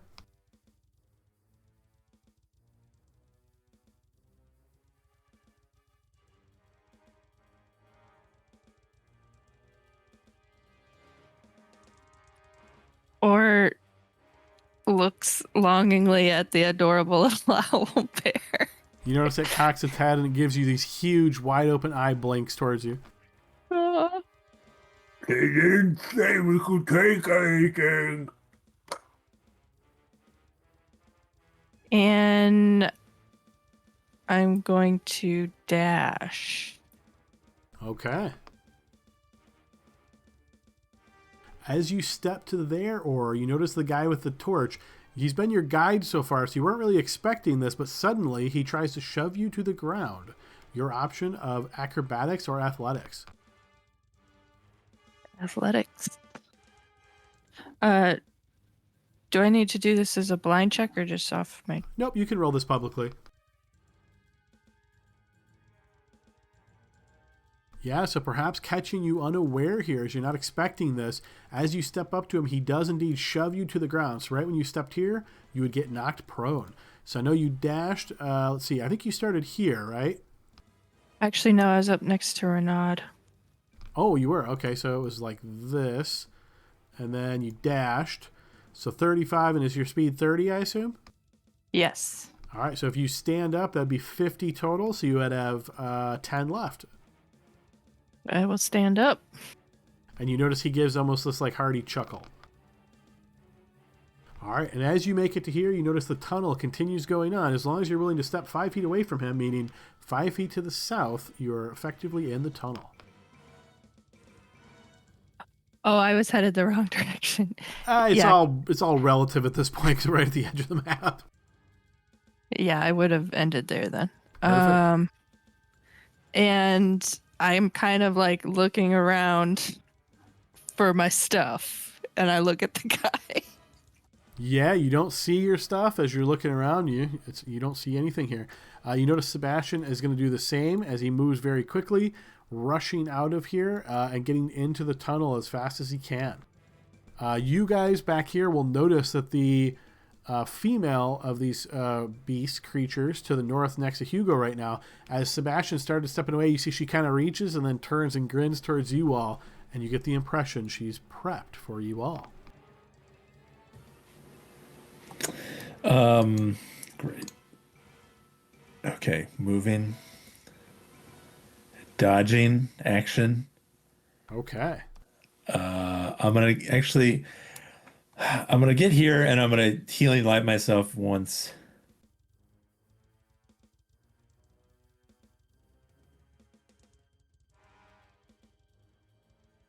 I don't know if it's gonna help. Okay, so that's 5. Here we are, 10, 15, 20, 25, 30. All right, as you step past her in that sort of vertical motion, you see her eyes follow you as she wisps with her fingers, casting a spell and pointing to you, Renaud, and I'll need a wisdom saving throw.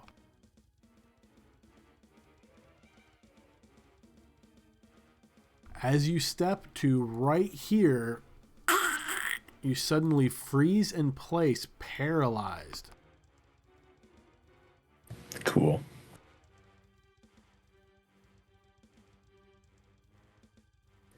All right. Okay. Okay, move to the top of the round. This guy's turn. You notice him motioning with his hands, and you get this impression he's sort of play acting like you guys are taking too long. Hugo, your turn. Okay. Does it look like she's going to cast another spell? This just happened, so you get the impression she essentially just acted. Okay, so Hugo's going to move here. I'm going to try to, as a bonus action, telekinetic shove Renaud. Sure, he can't resist, so yeah, that'll work. Yep. Okay. And Actually, I mean, yeah, we'll say for now, yeah. I would say in general, if you're paralyzed and get pushed, you probably fall over. But for now, we'll say he gets pushed up against the stall wall there, and he's good. Okay, I was a little worried that at least it's not made out of ice or something. Crack it to 1,000 pieces. All right, so he telekinetically shoves him there, and then takes the dodge action. If I was to look around the room real quick just to see if we see our stuff, would that be an action? If you're just doing a passive glance around, we would use your passive perception to see if you spot anything. If you want to actively do it to potentially roll higher, then that would be an action. No, I'm just going to do passive perception then in that case. I'm just like quick cursory glance to see if our stuff is like out in the open in this room. No. So as you, again, all this activity going on, you're trying to get through here. You're not really paying attention too much to the details. You take a quick moment to scan around. You do realize there is a stench in this room of some type of animal odor. You're pretty sure where it's coming from, but you do not spot your stuff anywhere. Yeah, cool. So action-wise, or you know what? I'm going to just move away from her and take the dash action. Okay. So it's there. 1, 2. So you can feel free to enter either Sebastian or Orr's space because they're technically not there. They're in the tunnel. And you are as well now. Okay. And that's the end of my turn. Okay, Elliot. Elliot is going to take the dodge action, and he looks at Grask and kind of gives him this don't do nothing stupid look. And he's going to go, let's see, this way. And he's going to make his way over to Renaud, who is stuck, paralyzed at this stall door. And he's going to action surge and try to, headbutt Renaud and do a little damage to see if I can shake him. Okay, sure. So you're essentially doing an unarmed attack with your head. Okay. Yeah, a headbutt. I don't know what you want me to roll. I don't have unarmed strike on my sheet. Just throw a d20, I guess. We'll kind of do a quick math. Yeah, that is going to hit, and that would be an automatic critical hit because he's currently paralyzed. So go ahead and roll a bludgeoning crit. Don't worry, he's not strong at all. Maximum damage possible. What is your strength? 9. This might be the best roll you could have possibly gotten here. So 2 points of damage to Renaud. 1 point of damage. It's not even a true crit. And then you can shove him 15 feet in any direction with your massive headbutt. Which way would you like him to go?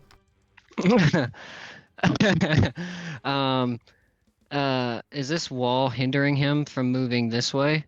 I would say that's the edge of a stall wall. You could probably push him past that. I mean, he would be going right around the edge, not through it. Like, I couldn't go this way, but I could go that way? I would say you could go the diagonal, but he's kind of like pushing into it and then rolling off to the side. Okay, so instead of like up to 15, can I just like maybe do him like that? You could, yep. All right, we'll do that. All right, you headbutt him essentially into the tunnel. And then I'm going to stare down this guy and end my turn. Is this guy the guide? Yes. Okay, gotcha. All right, move to Grask's turn. Okay, I'm not going to dodge because my intent here. Elliot's not a big guy. I can just pick him up, can I not? You would have to grapple technically, but yes, you would have no trouble doing that, assuming he's not resisting you. Is he engaged where he is right now with that baby thing? As far as like trying to move through him, you mean? Yeah. He technically would be engaged. It would be difficult terrain to move through him. Okay, so if I do this, that's 25. If I grapple him, I move... I would slower. say, being that he's small and you're pretty strong, I would even say you can move at full speed with a small creature.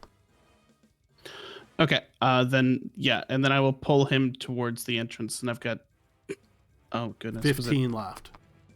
I'll move that speed towards the entrance. All right, guys. So with getting into the tunnel here, you can hear a lot of raucous laughter from behind you, but it seems as though they are essentially leaving you alone at this point as you guys find yourself in this tunnel. Because you're off map at this point, I'm going to move us to a neutral map. And yeah, guys, give yourself a round of applause. You have survived Brockbar, the gauntlet of these creatures. And based on our timing here, let's go ahead and pause and take our 15-minute break, guys. Hey, we're not all dead. All right. In this team's book, this is a victory. I need my spell book now. Come on. Yeah, we have nothing though, so. Alrighty, see everybody back 15 minutes on the other side. Welcome back, everybody, to the second half of our Scarlet Citadel session. The group has managed to survive through the gauntlet that the enemies have thrown at them and have found themselves on the outskirts now of this area and seeing what they can find as they've been stripped of all of their gear and wondering what it is that they can do now. So we'll put them over here as they are on the map. We're currently on this sort of more generic map as the team is not in a specific location that they're familiar with. So yes, group, as you guys are outside here, that chanting probably still rings through your ears of Brockbar, Brockbar, Brockbar. But you find yourself in this tunnel and you notice, somewhat interestingly, that there is an obvious way out. So think of this as a tunnel that goes to the surface. You can start to see some light. But also interestingly, you notice there is a door in this tunnel that actually leads to the south. You are confident that this door does not lead out, but you note it as a point of curiosity. When Adam says things like that, I am curious. And hopefully you noted it. Indeed. I think, have we been able to successfully get our bindings off, or are we still tied up?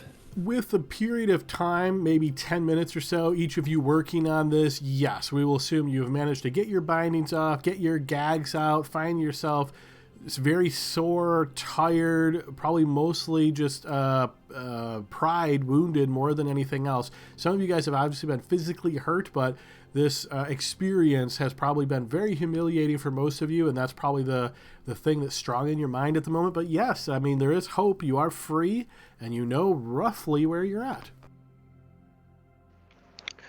Well, the first thing I'm going to do is I'm going to lift my hand above my head and call forth Grask's, I think it was a battle axe, if I remember correctly. That's yes, right. And that was the one that you have previously weapon bound, so you magically call that axe to your hand. And like as soon as it hits my hand, you see him like fall backwards from the sheer weight of it. And he goes, Grask, take this stupid thing, please. Grask smiles and walks over. Very good. He picks it up. And then I'll take like a breath, and then I'm going to pull my hand out. And then as I like grip at the final second, my scimitar kind of lands in my hand, and I rotate it back and forth. Ooh, now do another battle axe. Doesn't work like that. Just those two. They might notice that those disappear, and they might come after us for that. So we might want to move a little bit away from here. Yep. Let's go. I can't see though, so somebody else has to do the leading. So technically you guys are outside at this point. Daylight is out here. You're outside of the tunnel. It is probably, Okay, gotcha. Yeah, early afternoonish, roughly based on your estimation, looking at the sun in the sky. Can I look around for like landmarks around this tunnel entrance to try to memorize where it is? You can try. Yep, you think it's not too difficult, but go ahead and give me a blind check and let's see how successful you are. Sure. I am lucky, so no ones, please. No ones, yes. Unless I roll 2 ones. But if that happens, just tell me. Make sure your token's selected and re-roll that. It didn't come through. Oh, I got my measuring. Sorry. All right, came through this time. So what I will say is you place this in your head. You're like, okay, I got a fairly good idea of where this is, right? And then you look around and you start trying to make connections with other things, but you don't know exactly which way is back yet. So after you have this in your mind and then you guys start making your way in circles or, different angles, trying to figure out where you are, figure out where the Scarlet Citadel is, figure out where the way back to Red Tower is. By the time that all occurs, you're trying to piece this back in your head. You're not quite confident you can find your way exactly back to that tunnel entrance. Okay. Is there any massive trees, like very tall trees around? At a bit of a distance, sure. I'll just point at it and say, Grask, one of us should probably climb that and figure out where the hell we are. Hold on. I'm a natural explorer of the forest. So, Adam, what would the sentence, your group can't become lost except by magical means, mean exactly? Well, this takes effect after traveling for an hour or more in your favored terrain. So you haven't been in this forest for an hour yet, but once you have, that would mean if, let's say, you know where you're going and you're trying to go from point A to point B, you get there unless there's some kind of magical change that you wouldn't be able to anticipate.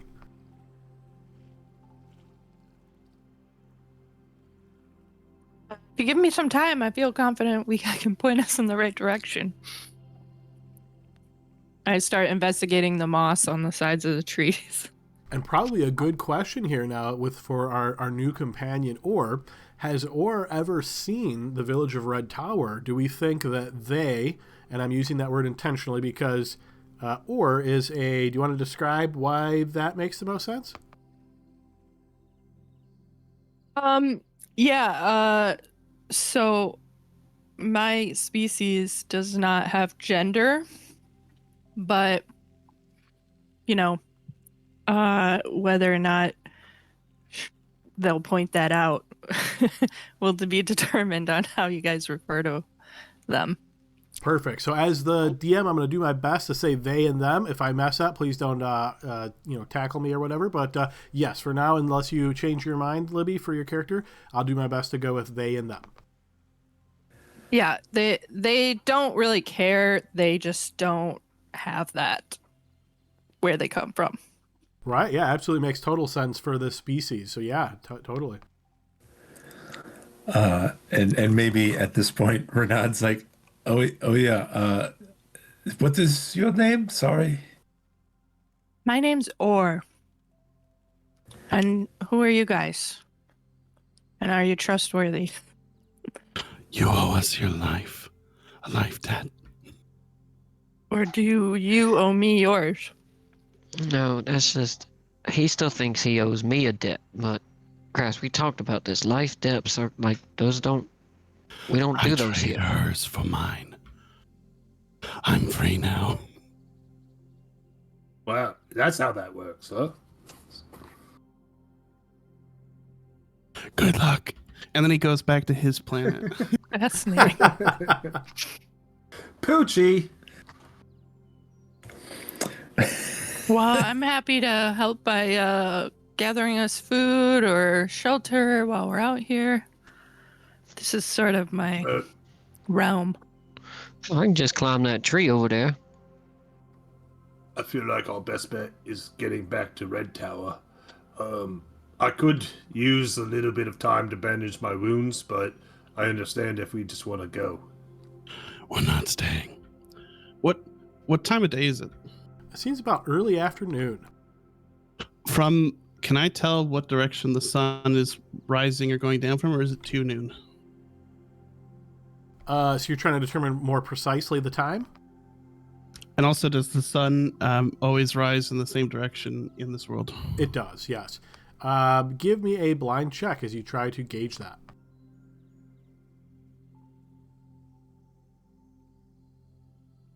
Yeah, you're fairly confident based on what you've seen. Maybe you've taken some appraisals of this area when you've passed through here before. It doesn't look exactly like the places you've seen, but knowing what you know about terrain and how to traverse and the wildlands, you're quite confident that the river is to your east.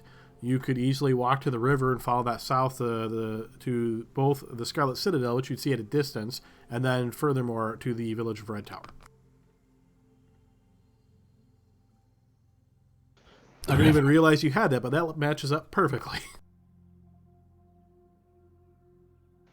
We'll need water anyways, you know. The town should be that way. We follow the river.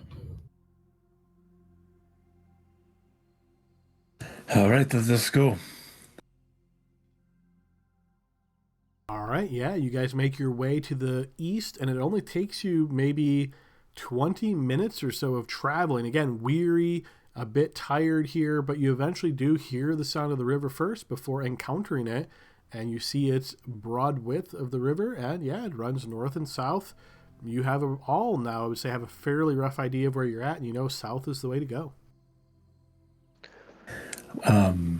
Adam, while we're walking, if Renard can keep an eye out for a club-like stick that might do for using the component in the Shillelagh spell, he would like to try and find something like that as we're going. You easily find something like that, yes. Great.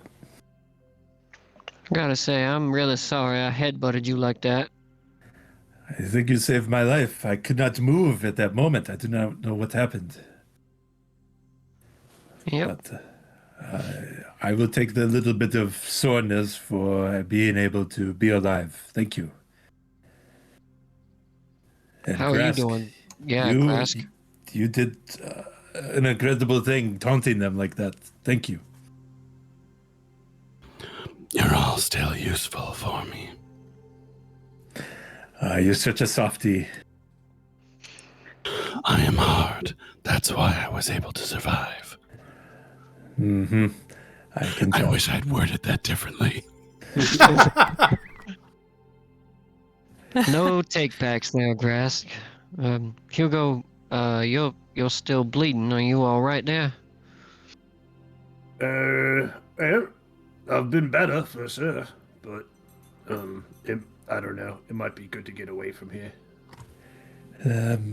I have some healing that I can do for us all still.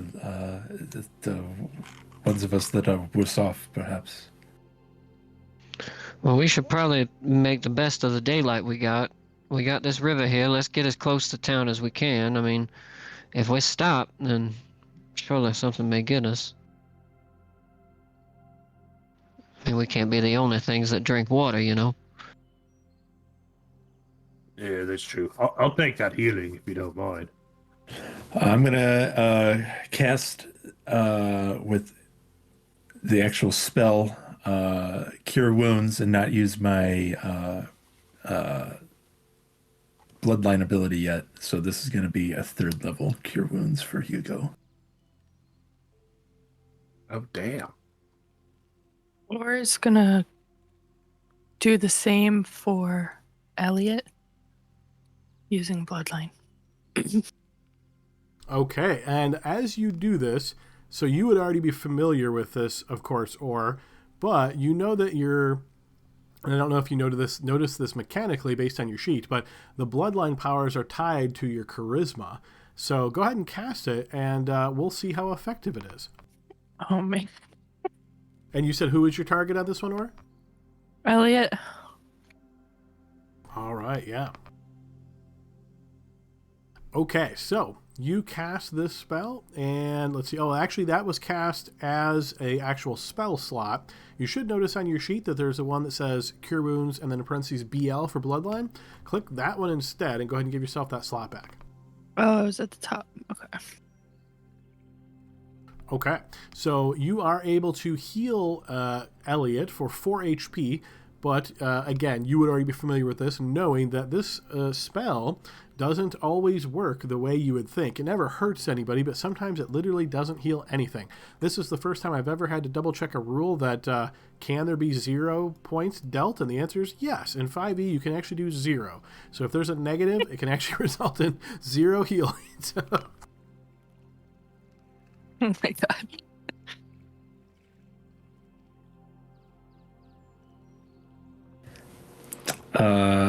If no one else wants any healing, I think Renaud's gonna Cure Wounds himself at that point too. Yeah, you probably should do that. All right, and so as you guys are having these conversations and making these plans, you notice Sebastian kind of waiting near the outskirts, just looking around and constantly seemingly talking to himself and shaking his head and putting a hand to his chin and then looking up in the sky and seemingly to speak to invisible deities up there, look back to the ground, shake his head. Sebastian, are you all right after that experience? So, you see, this is very unfair. Every time as we are gone down, you guys always say, oh, we'll find your treasure. Sometimes we don't find any treasure at all, but we come back, it's okay. But this time, not only do we find 0 treasure, I lost everything that we have found. This is not very profitable for me. This is very, very unfortunate. I do not know how we are going to survive. What kind of life can we live with no monies, no treasures, nothing? This is absolute shit. I think we all agree with that sentiment. And suppose you can't really say that after gambling and losing really bad, you ain't ended up in your skimpies before. Come on now, Sebastian. Everybody loses. You notice he kind of like shakes his neck, and you get this impression like he wants to make a joke, and then no, he's too angry. He just kind of punches his thigh and doesn't. And what I got from that is there's like, I don't know, a couple dozen of those creatures down there, which means they've probably got something of value that they're hiding, especially that one that took Pin. Yes, well, what was up with that woman? Was Elf, if I am not mistaken. What was she doing there? Why was they listening to her? And you hear, she said, he wants this one? Who's he? Yeah, you're right. Who is he? And then also, we went to level 3 there, but we don't even know about the small little spellcaster guy on level 2. or the other lady who was working on her machines.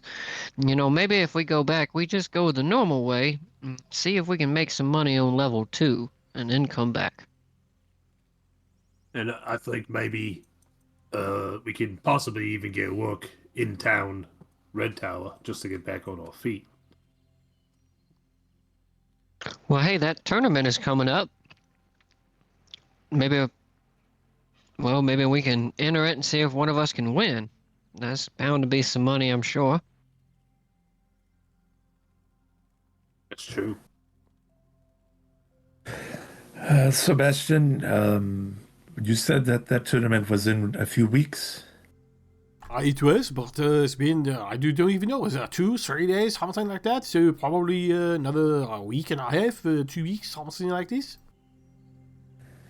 I think it wouldn't be a bad idea. Perhaps I don't know about easy money made there, but it would definitely perhaps not involve us dying through a gauntlet of any sort. Well, either way, we gotta make it back to town first. Adam, can I turn around and, do I think that we're being followed? Do I see anything that would make me feel like we're being followed as we're making our way to the river and whatnot? Give me a blind check.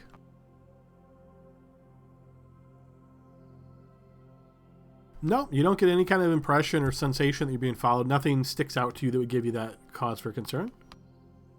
I do really enjoy the thought that you can mess up in Red Tower so bad that something comes back and ruins the town. Like, you're way below where you started at the first session. No even home base, the entire village is destroyed.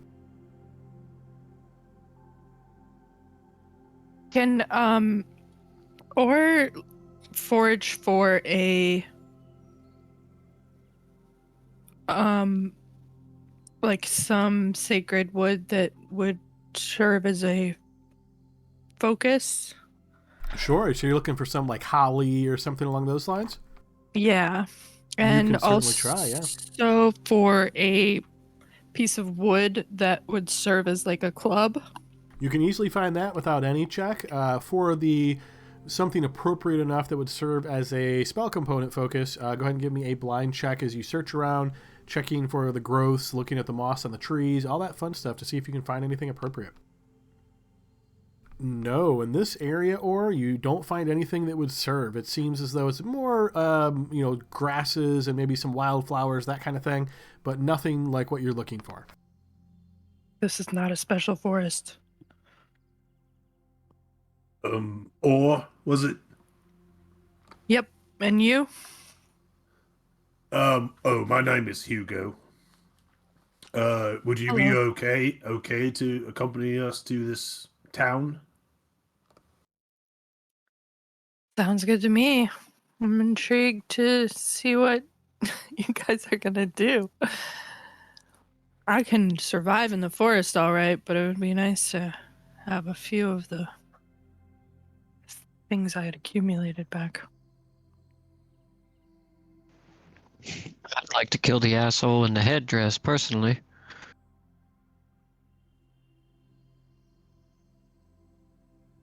I did, and you see that a very big one with the tusks like 2 feet long or something. When I saw this one, I thought I was shit in my pants, but it did not attack, so I got by it. I think I was very lucky. Yeah, he was a little slow. He tried to hit me, but I ducked underneath it. But either way, I mean, for now, we know 2 ways to get down there. I mean, even if we can't find this tunnel we just found, we can at least find that hatch. But I still think we should go in the front door. I mean, level 2 might have something we're missing. I'd love Yeah, to get maybe. back at those guys for snatching me off the street, so For They now, kidnapped though. you. yeah. Did you see a little halfling look like me? No, you were the first people I saw the whole time.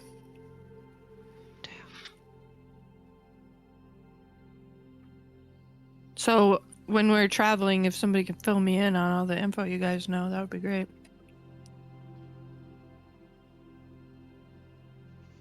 I'll give her a really elaborate take on it as we're walking down the river. All right, yeah, you fill in as much as you can. If there's anything specific, make sure to mention that. But if it's just sort of a general overview, I usually just say, yeah, they're generally brought up to speed kind of thing. Yeah, I would just, go over the specifics because I feel like some of the details would just be a little iffy because we don't know all the details ourselves. Okay, fair enough. Yeah, so you guys follow the river and continue walking to the south. Some of you armed with these thicker wooden branches that may serve as clubs. And before too long, yes, you do indeed spot the village of Red Tower. Maybe Ambrosi will give us some gear on loan. That's not a bad idea. Perhaps he will take a little pity on us. We have provided them with several things that he has bought and sold, that we have bought. We can go and try there at least. Perhaps one of the temples also may feel fit to give us some charity. I don't really like going to temples. I think barkeep might be our best bet. I was thinking if we are going to fight in not his, but the tournament, maybe we could get him to sponsor us. Do a little favor for him. Get his name out there or something. We could wear his the tavern name on our armor that we have on during the tournament. Something along them lines. In return, he loans us some gear until we get a little bit more money on our feet and we can pay him back for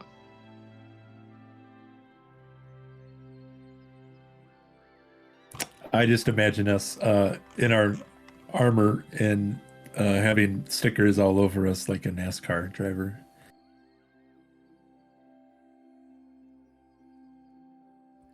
How long till we're ready to return? I think we need some basic supplies if we are going to go back down. So I don't know. Let's just let's talk to Ambrosi, see what we can beg off of him, and depending on that answer, we go and check with some of the other people that might have some charitable things that they would let us have. Yeah, I mean, even at full strength, I don't think that's a good place for us. Can I check the forest outside of Red Tower for any pertinent magical plants or something for a focus? You can. You think it's going to take you a little bit of time, though. Would you like to spend perhaps 30 minutes or so outside in the woods looking for that stuff as the team enters? It won't be hard to find us. Just go through all them bones and look like a rib cage, and then we'll be inside there. Don't go by the pond. We don't know why, but just don't. They'll just let me stroll right into this place? We'll let Yeah. the gods know that you are with us. Don't tell them you're going to the Scarlet Citadel, though, because they'll charge you. Okay. Or I'll come with you. And Grask is going to go into the woods with her to forage with this, but also to make sure that their new life slave doesn't, or the life debt doesn't try and run on them. All right, fair enough. So I imagine Grask and Orr are heading into the woods and spending some time out there, while the rest of the team is entering the village.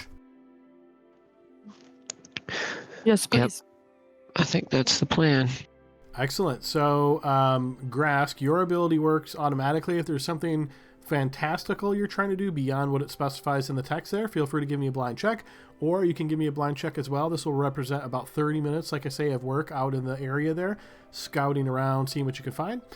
The other three of you guys enter into the village of Rotar. You notice a guard standing there as usual, sort of posted. He just gives you that kind of almost bored kind of nod at this point. As you pass by him, you notice the rib cage here, as mentioned, to the Cage Tavern and Inn. You can see that there's a few people, more than you actually typically see, just kind of waiting on the outside, kind of doing this like lean look in. You get the impression of like maybe the whole place is so packed that they're just waiting for their turn. Busy night. Or day, I guess. The people standing outside, Adam, do they look like commoners, or are they like well-dressed, armored? They look like commoners and younger. You get the impression that these might be teenagers or early 20s.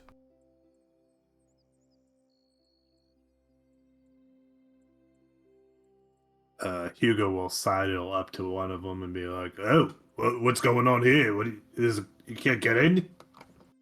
You see he turns back and looks at you. No, it's packed in there, man. So many people trying to talk to the guy. Talk to who? What was his name? Was W something? I don't know. But he's the money man. Money man. Yeah, coming to take bets on upcoming tournaments and stuff. He's like, talking to people and making deals.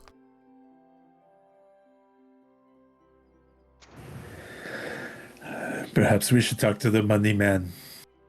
Bet on ourselves. Might be just what we need. I doubt he's going to let us bet without any cash, or coin, I should say. But maybe he'll have a job for us. Man, like we have a Grask. Come on, anybody who sees Grask is going to want to bet on Grask. Come on. You're not wrong. I think Grask would do very well in this tournament, actually. Grask. Have you ever heard of... Oh, no, Grask isn't here. Shit. He's not with you. He does not hear you. If I tell him it's part of his lizard debt to me, then we should be good. We'll just write his name down. Well, it could be even better. Like you said, everyone will bet on Grask. So what if Grask doesn't win? Oh, maybe let me compete and I take all the glory. I like how you're thinking, Hugo. Or Grask mysteriously loses with us being the benefactors of that outrageous thing that happens. Oh, he wins money if he wins, right? Like, we would make more money from winning and betting on Grask. Yeah, that's true. All right. Sometimes I just love doing the more criminal stuff, so I just thought, take a fall, fix the fight, but yeah, you might be right. You notice a young man and two of his friends sort of exit the Cage Tavern and Inn at this moment, and you see he has a big smile on his face as the other two clap him on the back. Yeah, the Black Knight's gonna win it all for sure. You're gonna be loaded, Jake.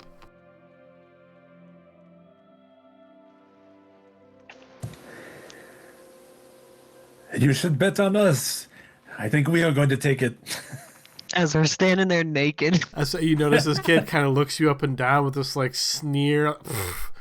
Okay, buddy. And they just kind of keep walking. Spare a coin. Could you spare a coin? Oh, Hugo, that has totally ruined everything. Oh. Anyway, we should get inside. I mean, maybe we can speak to this money man, but we definitely need to speak to Ambrosia. I agree. Let us see if we can shoulder our way inside. You push your... Yeah, go ahead, Hugo. Can Hugo like glomp onto that guy and be like, spare a coin. As long as you can tell me what glomp means, absolutely. Like claw onto his coat. Oh, so like literally grab onto him and like follow real closely, trying to ask for money? Yes. And is this like you're trying to do this in like a pathetic gestures type of fashion? Yes, in order to pickpocket him of a few coins that whatever Hugo can get. All right, give me a blind check, and you can choose either deception or sleight of hand here. I'm gonna do sleight of hand. All right, blind check, please. Make sure you have your token selected when you click that. Oh, I did the party token. Sorry. Oh, right, because that one's you too. Okay, so as you're attached really close by him, kind of following on, you notice he quickly puts his hand and outstretches you. So as you're trying to get close enough to grab on, he doesn't let you to get that close. He even has this look on his face like maybe he's viewing you like you're ill or something along those lines. And he just seems to quickly outpace you, shouting behind him, "Get away from me!" All right, I don't need you. And he goes, stop back to the party. All right, guys. Are you trying to push on into the Cage Tavern and Inn? Yeah. Yep. All right. Apologies ahead of time if this is too loud. It's intended to be a little bit loud to represent how busy it is, but if it's too loud, I'll turn it down.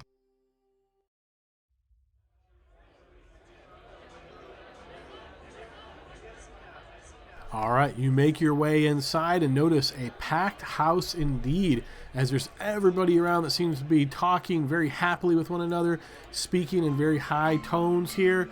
There's even some music going on in the background as the waiters and waitresses are doing what they can to try to serve everybody. And you notice a large group is very much gathered up near the bar counter as there's a sort of makeshift table that's been put on the side here. And you notice a man that you can barely see through all these different people sitting there with 2 guards behind him.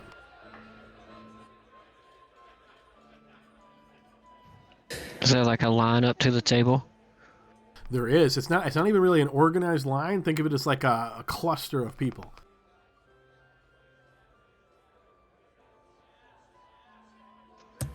I think maybe he will. Maybe the crowd will clear a little bit if we give it some more time. I'll talk to Ambrosi first, unless you all have a better idea. No, I'll join you.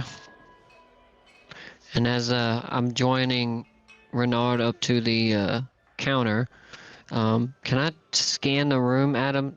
Does it look like anybody's particularly wealthy? Anybody got a fat coin sack on them? Give me a blind check as you try to appraise the crowd. Yes, you definitely notice that there's a few different people dressed better than you would expect for this area. Some of them you may recognize from having seen before. There's sort of a collection of what you would call farmers that maybe have like their life savings on them as they're waiting for this money man. But you also notice a couple of other folks that you would peg as maybe being merchants' guards or maybe merchants even themselves that you would assume, you don't see necessarily like a big old pile of coin in a pouch or anything like that, but based on their attire, you kind of get the impression they're a little more well-to-do. Anybody look a little intoxicated? Certainly, yes. Okay. I'll note those characters in my mind as I go with Renaud up to the counter. All right, you make your way up to the counter. As has occurred in the past, you don't notice Ambrosi behind the counter here, but instead you see his sister seems to be manning things.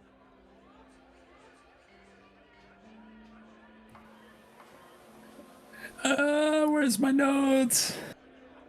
Oh, this is a deep lore cut. Does anybody remember her name? Nope. I have it written down. Let's see here. I won't make you search for it. It's Ariadna. I had it written down on my dead character sheet.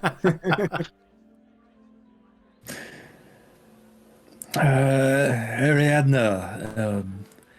is your brother around, or do you have a moment? Yeah, he's not around, but I am. What do you need? I guess Renaud will now look over at Elliot for a moment and kind of like swallow his pride and say, we just escaped from the Scarlet Citadel. It took a turn for the worse when we were down below.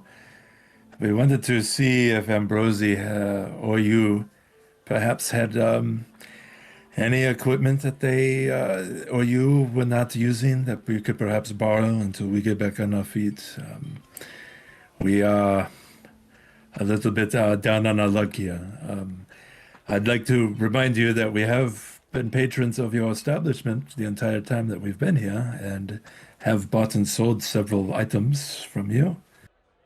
Give me a persuasion check as you try to make your case here. Blind check. Does me bleeding a little extra help? Are you That trying would be to worth look like advantage. pathetic, or what is the intent here? Oh yeah, I'm small. I'm like in my underwear. I'm like covered in dirt, and I try to definitely look a little extra pathetic for him. Do you have proficiency in persuasion? No. Elliot is How not about very good at it. deception, performance, anything that might reasonably apply here? All of those have -1. And no proficiency in any of them. Fair enough. All right. So as you Acrobatics. That's all I got. All right, as you make your case here, Renaud, and I imagine Elliot on the side turning out his empty pocket with big sad eyes and turning his frown upside down here thing.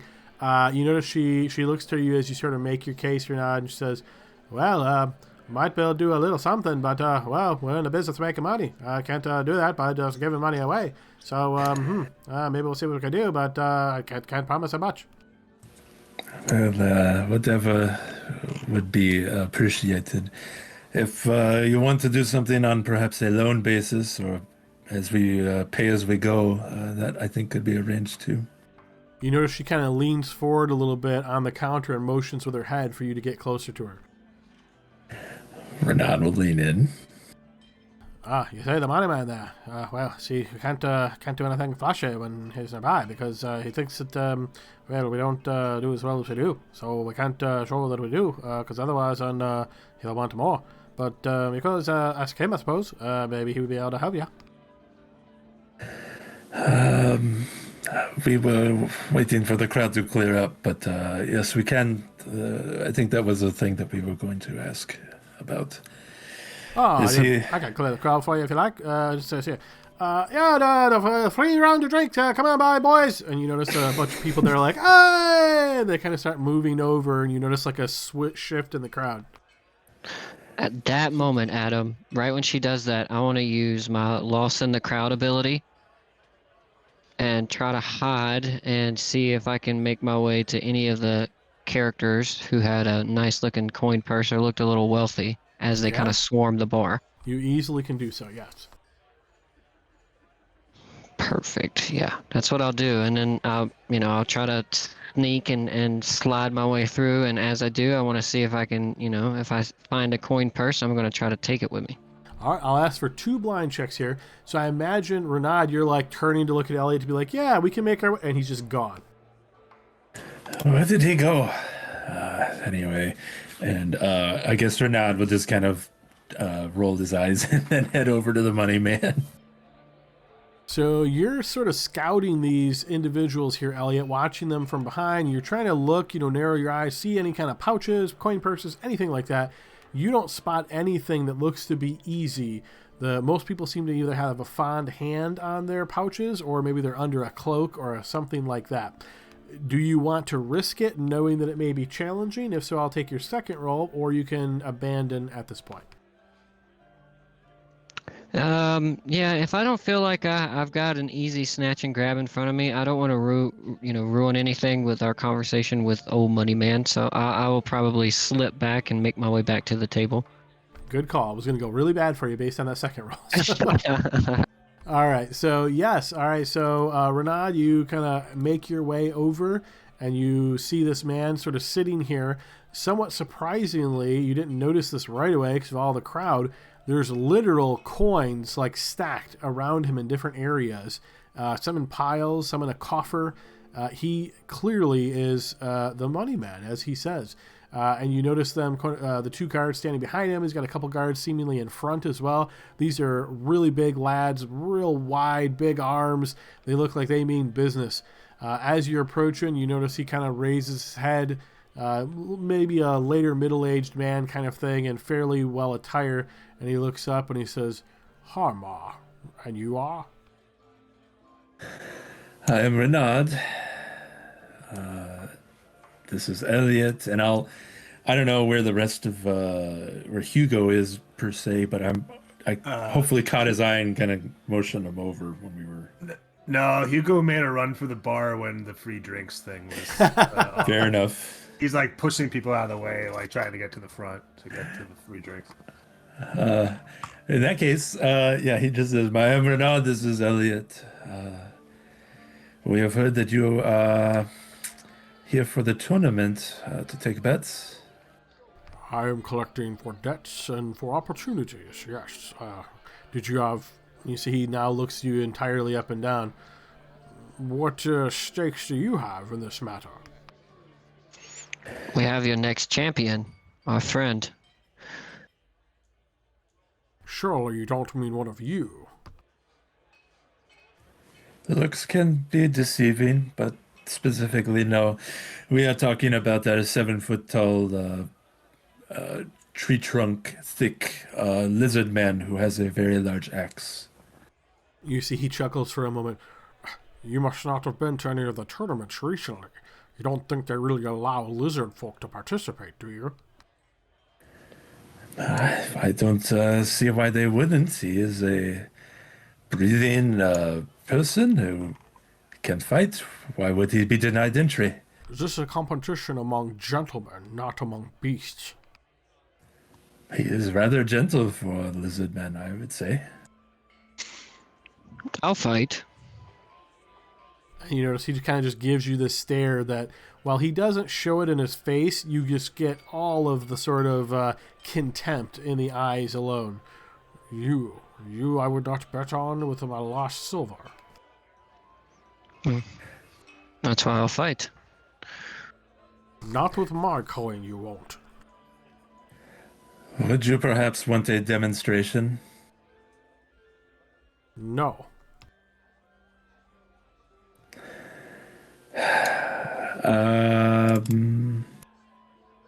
Trying to decide if I'm going to do something rash here or not.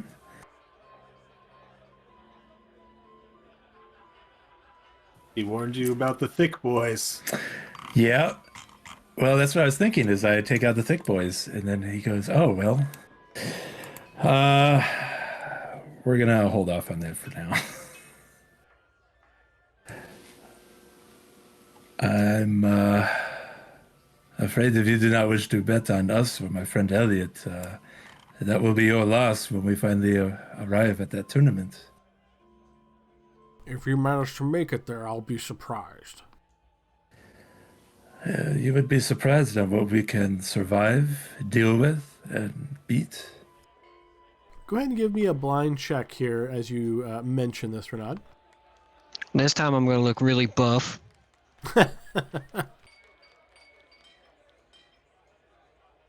You notice he kind of, again, eyes you for a moment. In my line of work, I have to make sure to only bet on what are winners. You don't look like a winner. Yeah, but I've survived. That's what a tournament is, it's surviving. Right? I mean, we heard some, I don't know, farm boy on his way out talking about the Black Knight. I trained with the... Oh man, what's her name? The Baroness. I'm practiced. Give me a I'm deception disciplined. check. Yeah, I'm assuming this is obviously a lie, right? No, I did. I was on the City Watch in Proudglaive. But when you say you trained with the Baroness, that might be stretching that's it a little bit. different. Yeah, that's a little different. All right, give me a blind check to see. Go ahead and roll that blind, yeah. Sorry, here you go. You notice he sort of just looks you and, again, doesn't even look entertaining this thought at all. And he says, sure, yes, and I know the High Mage Ailey's. We meet for tea regularly in the mornings. What do you want me to do? You want me to fight one of your guards? Have you ever Who's been the in a stronger tournament before? Do you even understand how these things work? I've watched them. I was a guard back in Proudglaive. I saw plenty of tournaments. I did what those chumps did back there. And without even looking backwards, he looks you up and down and says, I imagine you are not quite as effective as they are. You see, avoiding violence is oftentimes just perception. Look at them. You can see that they mean business. I can't imagine you providing similar services for anyone. Nonetheless, this tournament in question, gentlemen, is first and foremost a joust. Do you have your own pony or dog, perhaps? I have a lizard man. Again, not very effective, is it? What line of work are you all in anyway? I cannot imagine that this is how you typically dress. Well, to be honest with you, we've been traveling to and from the Scarlet Citadel. Ha! So, adventurers then, is that true? You look like the least successful adventurers I've ever seen. We had some trouble, but that goes. I think the thing you should be most concerned about is that we have been to the 3rd level of the Scarlet Citadel and survived to tell the tale. Survived and with what? Have you found anything of interest? Several gems, some rather potions. Do you happen to have these gems keistered? Where are they? We sold them. We needed better gear. We fought harder monsters as we went down. Recently we fought trolls and some kind of armored owl bears. We survived some kind of gauntlet they had, and we were allowed to escape, but not without equipment. You see he leans backward at this point in time and kind of, you get this impression of it taking a second first look almost, like looking at you freshly at the moment. The Scarlet Citadel, I've heard, is quite a challenging place. It's fairly interesting. Well, in my line of work, I'm known as a financier. I might have interest in acquiring another adventuring group. I already support 3 around the southern coast here around Wheel. If you bring your full group to me and allow me to inspect you all, I may be willing to take you under my wing. As long as you don't call our friend Grask a beast when you see him. The soft-skinned type even with scales, huh? You just don't want to make him angry, man. To be honest with you. Yeah, if you say so. But, nonetheless, are you familiar with a typical arrangement between financiers and adventuring crews? Why don't you tell us yours? Give us the most recent update to the rules. It's rules. It's a little tough a way of putting it, but you would sign an agreement with me, a contract, if you will, and your names will be put down. Should you break this contract, I will make sure that everybody in this area knows it. The Black Baroness does not take kindly to contract breakers. You may know this well, little one.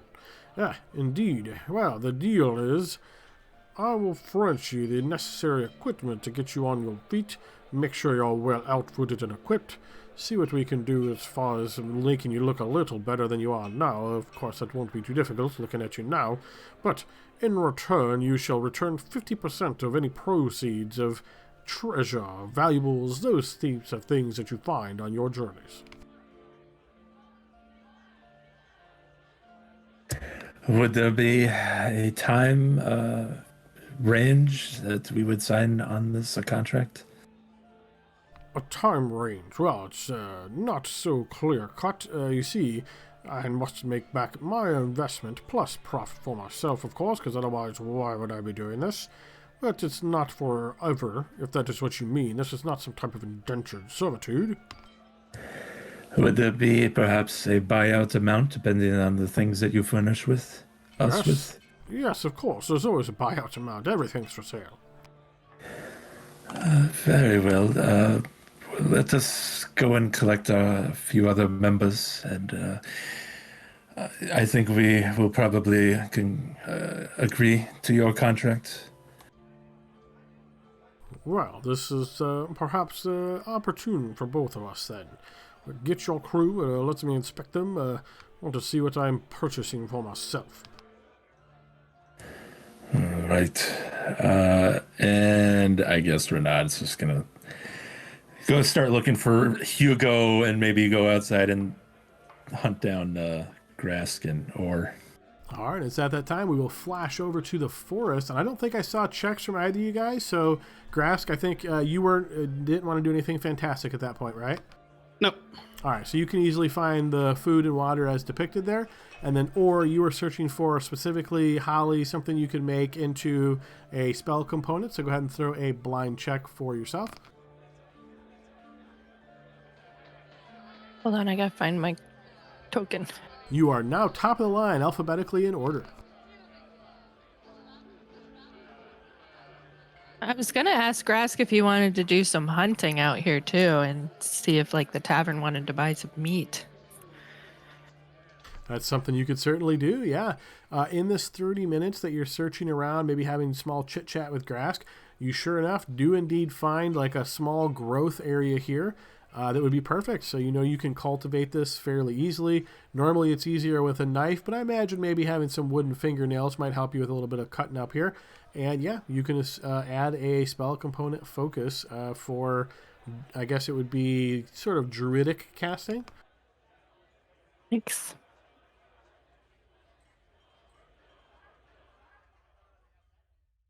And yeah, did you guys want to try to do hunting? If I hunt, can I still get the forage stuff? Yeah, I imagine that doesn't take you too long. Probably that 30 minutes that Aura spent doing it, you did your foraging. All right, then. Let's hunt. I guess we'd have to just. Well, at least you have an axe, but we'd have to be quick enough to just jump on it, right? You've never done concussive hunting? I mean, let's give it a try, We've got nothing. All right, who would like to take the lead on making a check here? What's the skill? I'm thinking survival is probably most appropriate. Oh, I'm in. All right, lead the way. All right, and you combine your efforts with grass, but like you thought originally, this is going to be quite challenging because you're going to have to find something, and go ahead and give that a blind check. You're going to have to find something, make sure it can't spot you, sneak up on it, something along those lines. So not GM check, blind check. Oh. Okay, so the two of you together spend maybe another 30 minutes to an hour in the woods here, sort of moving around. You're realizing that weariness from your endeavors is definitely taking its toll. Every time you're trying to be like quiet and looking in a direction, waiting to see if you can see any deer perhaps, or anything of interest to hunt, you're kind of like rolling your necks from trying to work out the tension there. You're flexing your muscles, occasionally you're just kind of fidgeting. And no, you don't detect any animals that you can hunt before they're really spotting you. If there is anything here, it seems to know you're here and it is outpacing you guys, getting away from you before you're able to track it down.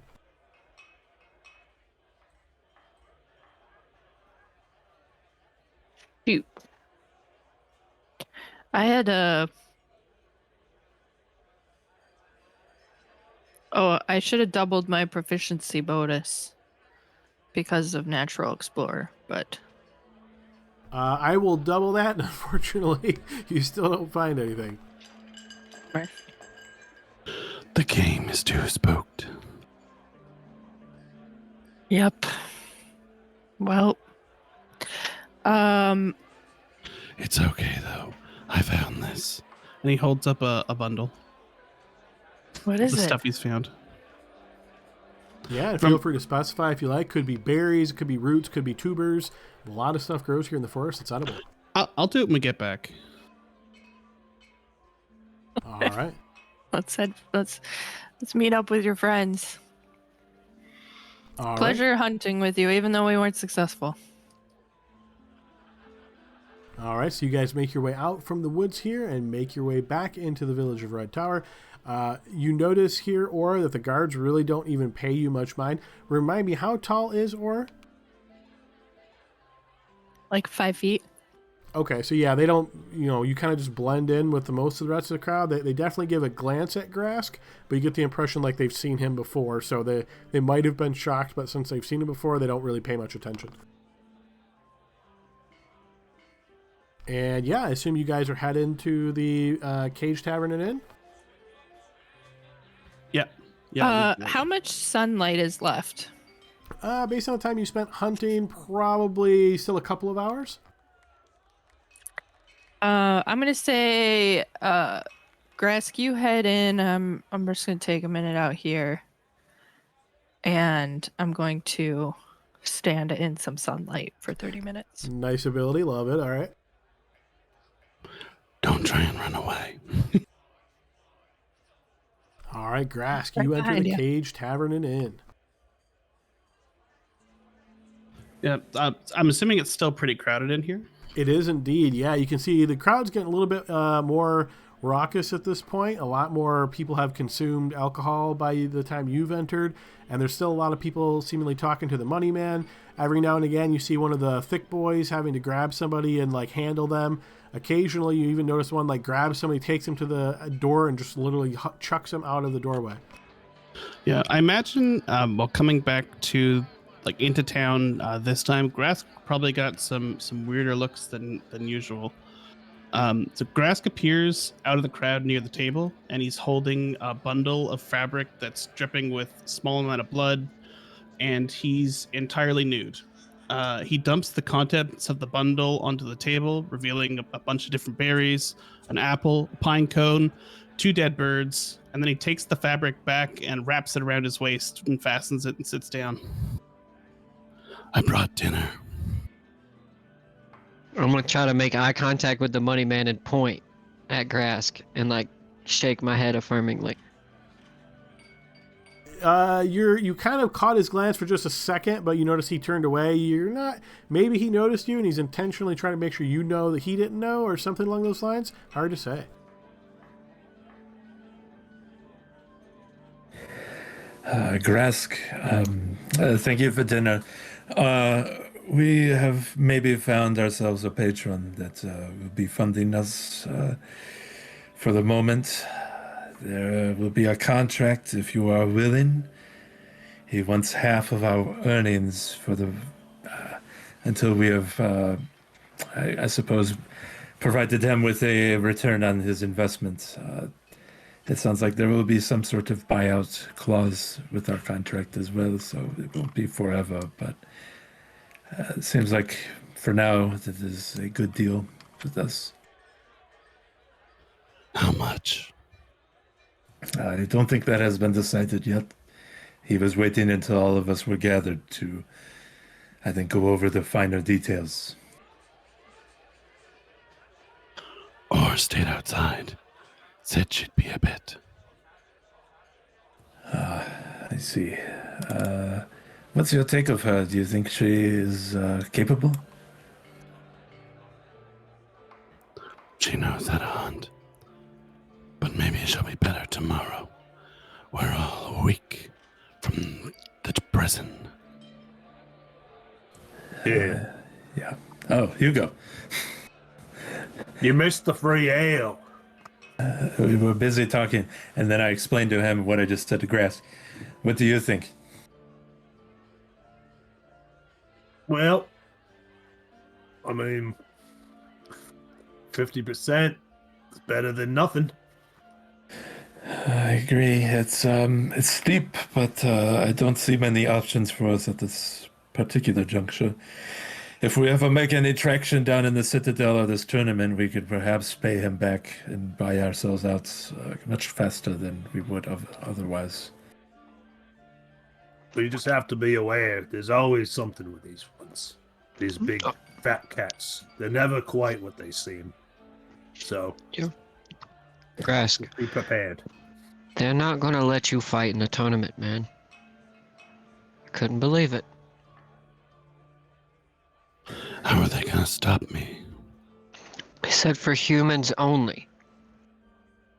Or, I guess, gentlemen. Whatever the fuck that means.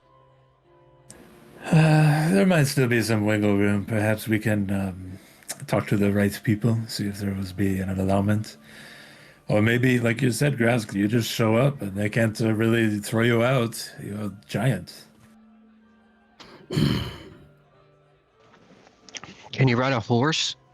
You ever do that, dude? Not eat it, but ride it? To what end?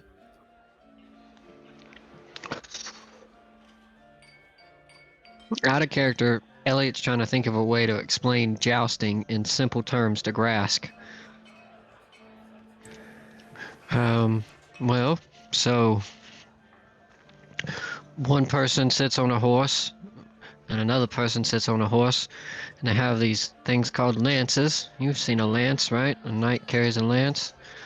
And then they ride towards each other and they try to hit each other with it. And you earn points for hitting them in the head or chest or knocking them off their horse. Some people die.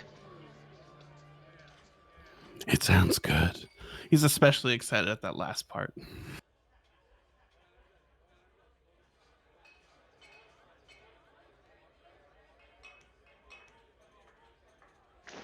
You know, maybe We have if a we... week and a half to learn how to ride a horse.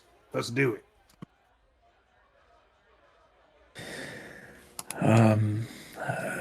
We just have to get other friend. You are well. Yep. Feeling good.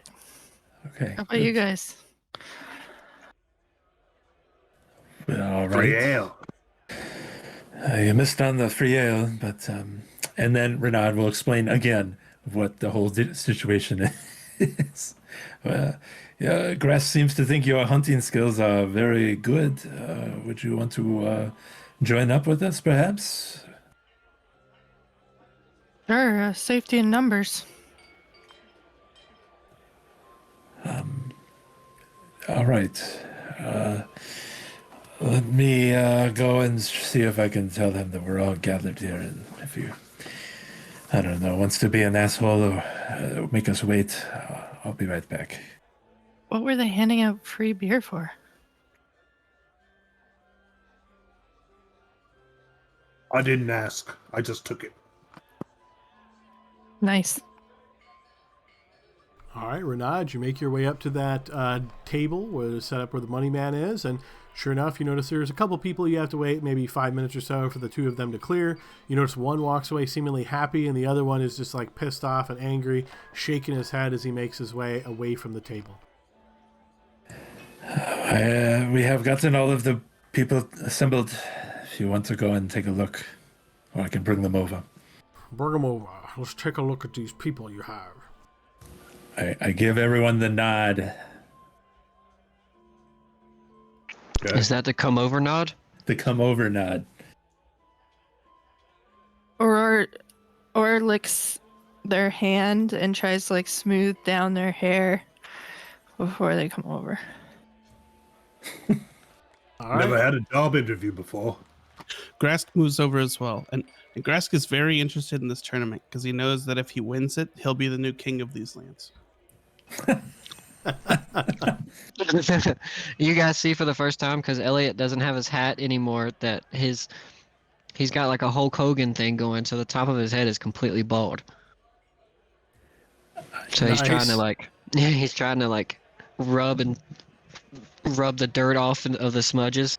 I don't even know why, but that's such an evocative image. I'm going to go ahead and give you inspiration for that as well, because I totally pictured bald Elliot.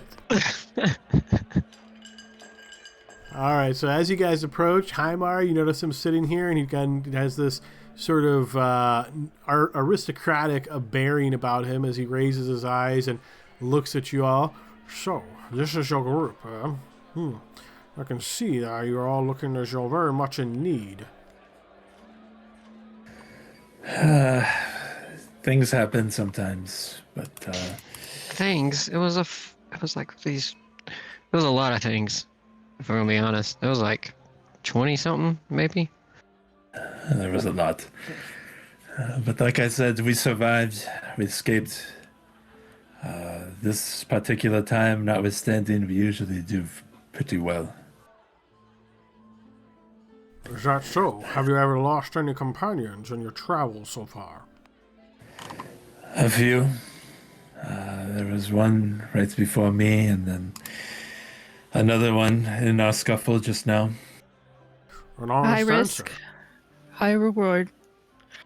That is true, yes. I was waiting for you to try to lie, but happy to see that you did not. Yes, adventuring, well, dangerous business and all. So, has your man given you the terms of the contract, and have you all agreed? I think everyone in principle has agreed. We are waiting on the buyout number, whatever that would be. But for now, 50% of our earnings sounds fine to us.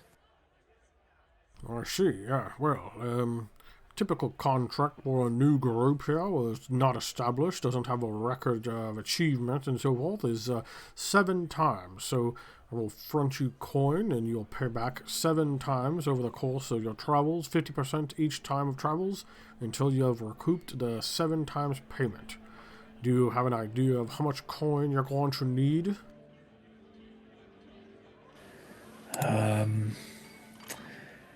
I do not. I do not, but let's see.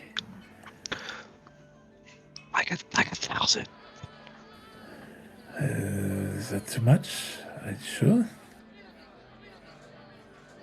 Hugo has no spell book. 1,000 gold. 1,000 gold, that is all. And that is going to suit you effectively to travel and back into the Scarlet Citadel to be successful. It will be a good start. I meant to say 2. I do not have much needs beyond a little bit of armor and.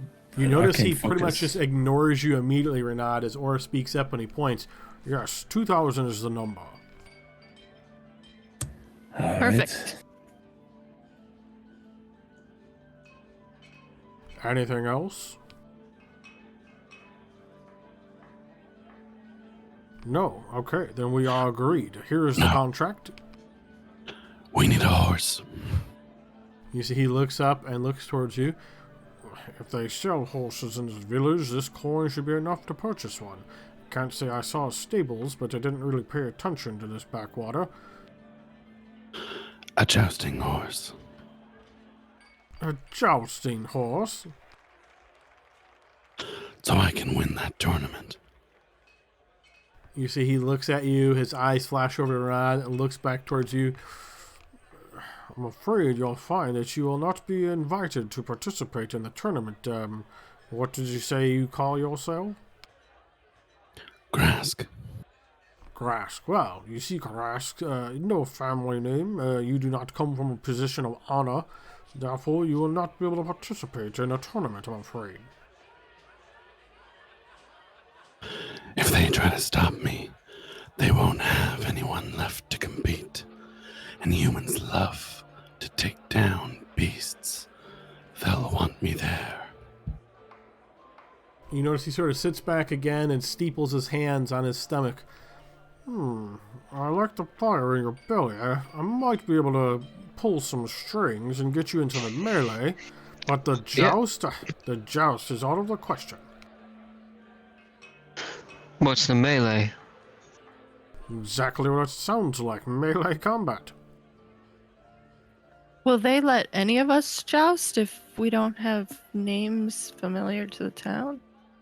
You must either be a noble or be sponsored by one to be able to participate in the joust. It is a high honor event. Would you sponsor us? You're too kind. Unfortunately, I am not a noble. Your name was? Or You don't want to give me your name? You want me to come up with a different idea? No, that's her name. Your name is Name? Or. I'm sure that's never confusing. yeah, it's an onomatopoeia. If you say so. Well, that is the deal, gentlemen, and, yes, you see, it's 2,000 gold pieces for your endeavors. I cannot sponsor you in a joust, but if you're interested, Grask, then I'll do what I can to, put a word in for you to the melee. Should you win the melee, well, sometimes that can open doors. Maybe next year's tournament you'll be invited to the joust. That would be a sight to behold. Is there any kind of tournament for archery?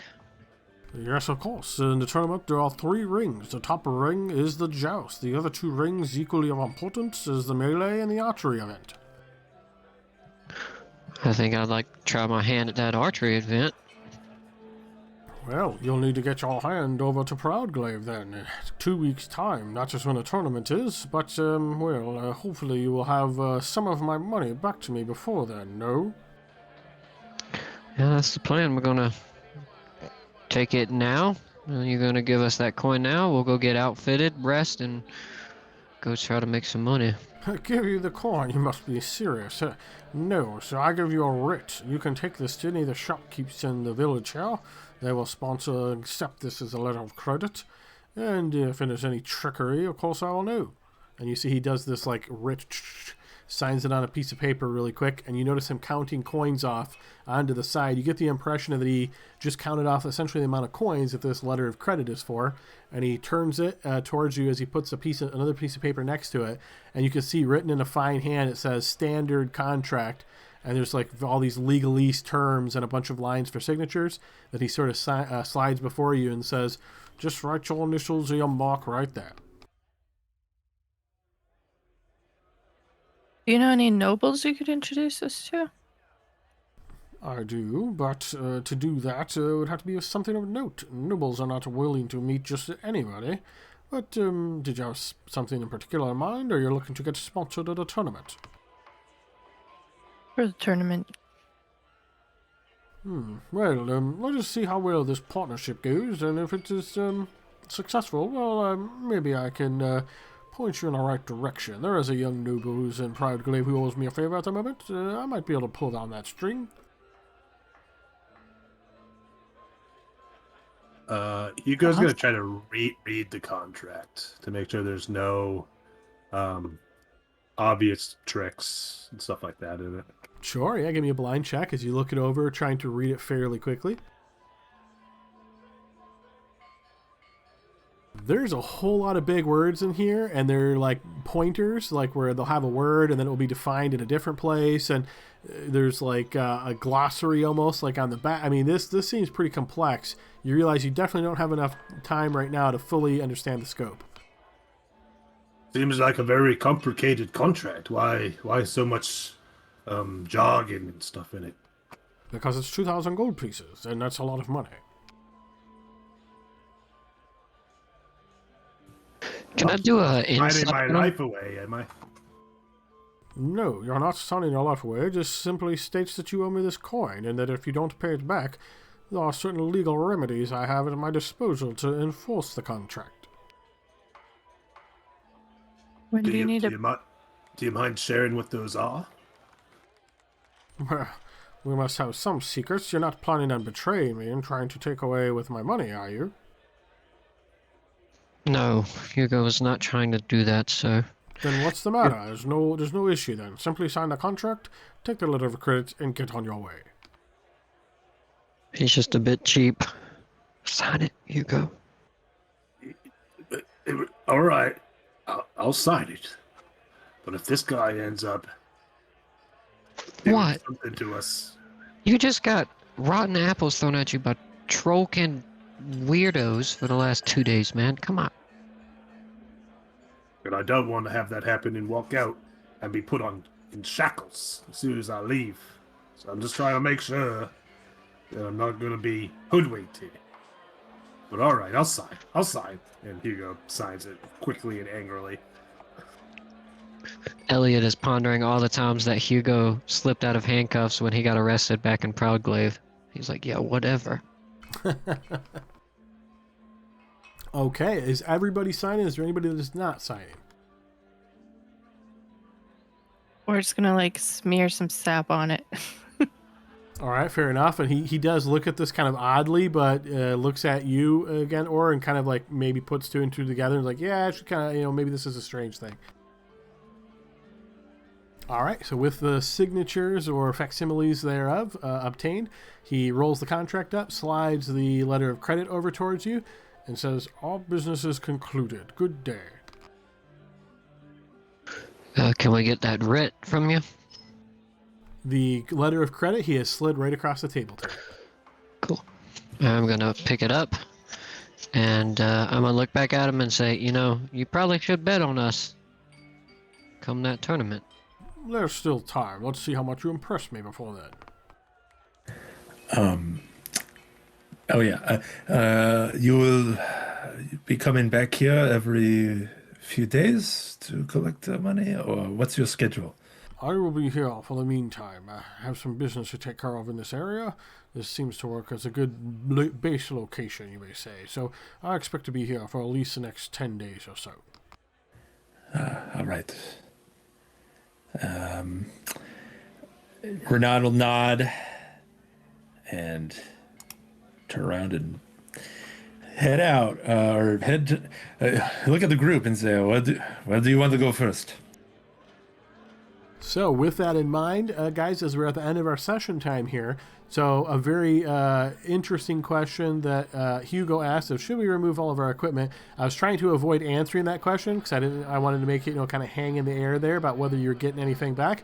But anything that was typical equipment that's on your sheet, just to make this easy on you guys, I would say feel free to deduct 50 gold, or probably more than that. Those of you that are not wearing armor will say 50 gold pieces, and you can just keep all of the regular items on your sheet. Obviously nothing magical.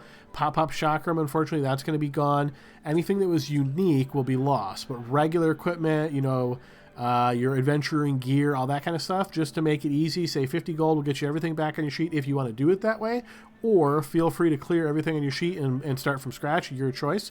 And then those of you with armor, since that tends to be a bit more expensive, particularly heavy armor, we'll call it 100 gold pieces can get you everything back on your sheet. And does that include a spell book, or no? Is a spell book like a totally separate thing? No, that would include a spell book. Okay. Does it include the spells in the spell book?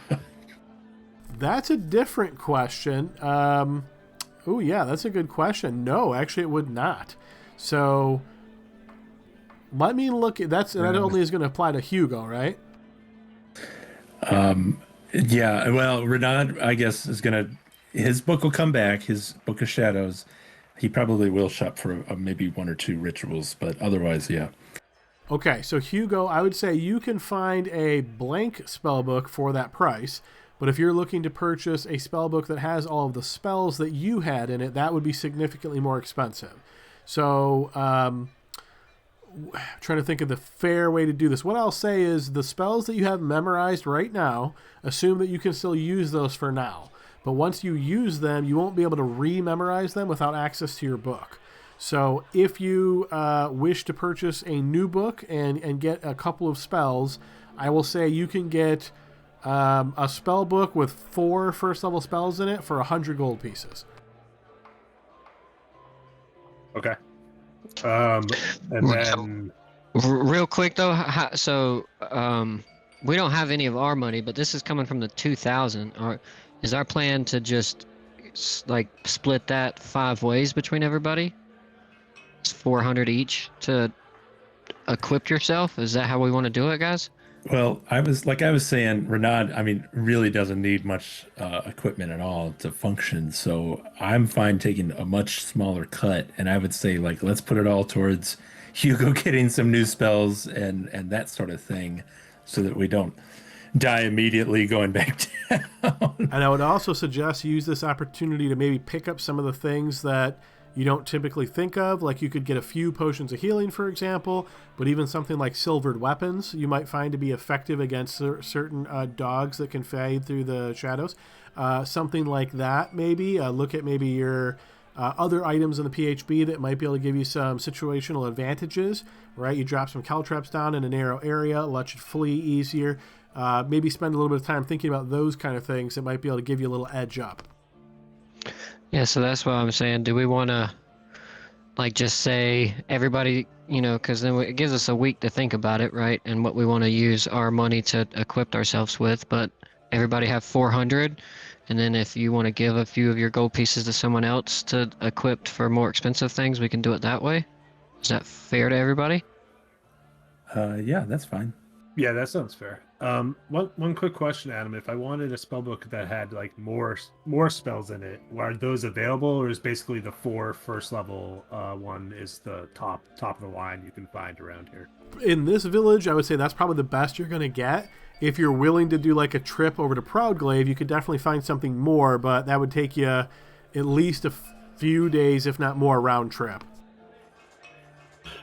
Do we know if there's or what the prizes are for winning any of the tournaments? There definitely is prizes. You haven't gotten specifics, but you would know in general just from talking to people that tournaments tend to be pretty lavish type of things. Usually the winner of the joust is given something quite expensive. It's like a gold statue or maybe a platinum diadem or something like that. So think of it as pretty expensive. The melee and the archery bouts tend to be less so, but still reasonably good. As far as like coin value, hard to say exactly, but I would say all of them are at least 500 gold, some of them significantly more. I just want to make sure we're doing the math right. Do only 2 of us need armor? No, I don't.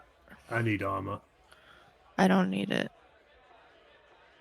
Assuming you guys are including Sebastian in this, because he is still with you, divided by 6, you'd be looking at 333.33 gold apiece. Oh, okay. I always forget damn Sebastian. My bad, guys. I try to make him quiet in the background, so yeah. I thought perhaps Sebastian was going to quit because of his last meltdown. Out of character, I will say that is certainly an option for you guys. He's that was him being flustered and trying to express the anger that he was seeing at that moment and not really seeming to get much out of all these things. But if you guys were to be like, hey, we're going back, we've got this seed money kind of thing, he'd definitely be willing to go with you. But again, that's a group decision. If you guys don't think he adds a whole lot of value or you just, for whatever reason, don't want to bring him along, you can certainly do so. Can we maybe get a different character, like a Sorcerer multi-class or a Hexblade Warlock Sorcerer kind of thing? I can't give you specifics, but there certainly are other people here in town. So if you guys were to say like, hey, we want to ask Sebastian to stay back and look for somebody else, you certainly will have other candidates that may be willing to go with you. Anyone that looks like maybe they haven't slept in days and has a lot of sorcery points. Hiring coffee locks, please. All right, guys. So we'll go ahead and cut it there. But yeah, so assume everybody has. We'll just call it 333 gold and 33 silver a piece. And then again, if you guys decide you don't want to take Sebastian, obviously that would change. But just that's your baseline. That'll be your minimum for sure. And then feel free to discuss over this week if there's any special arrangements you want to make or any items you would like to look into in particular. But pretty much everything in the PHB you can find here in the Village of Red Tower. If there's anything more elaborate, just drop me a line in Discord and we will take it from there. What about your silvered weapons? Is there we just do PHB prices plus something to get them silvered? PHB prices, I believe it's 100 gold pieces to silver a weapon or 10 pieces of ammunition, I think, if I remember correctly. So you wouldn't actually be making them here, but there's enough people in town now that have brought some wares and things to sell that you could find stuff for purchase. Got it. Thank you. Sure thing. All right, guys, good session. Hope you guys enjoyed it. You guys survived the gauntlet, so that's always a good sign, and we'll see everybody next week and continue the adventure then. All right. See you then. Good game, guys. Night, everyone.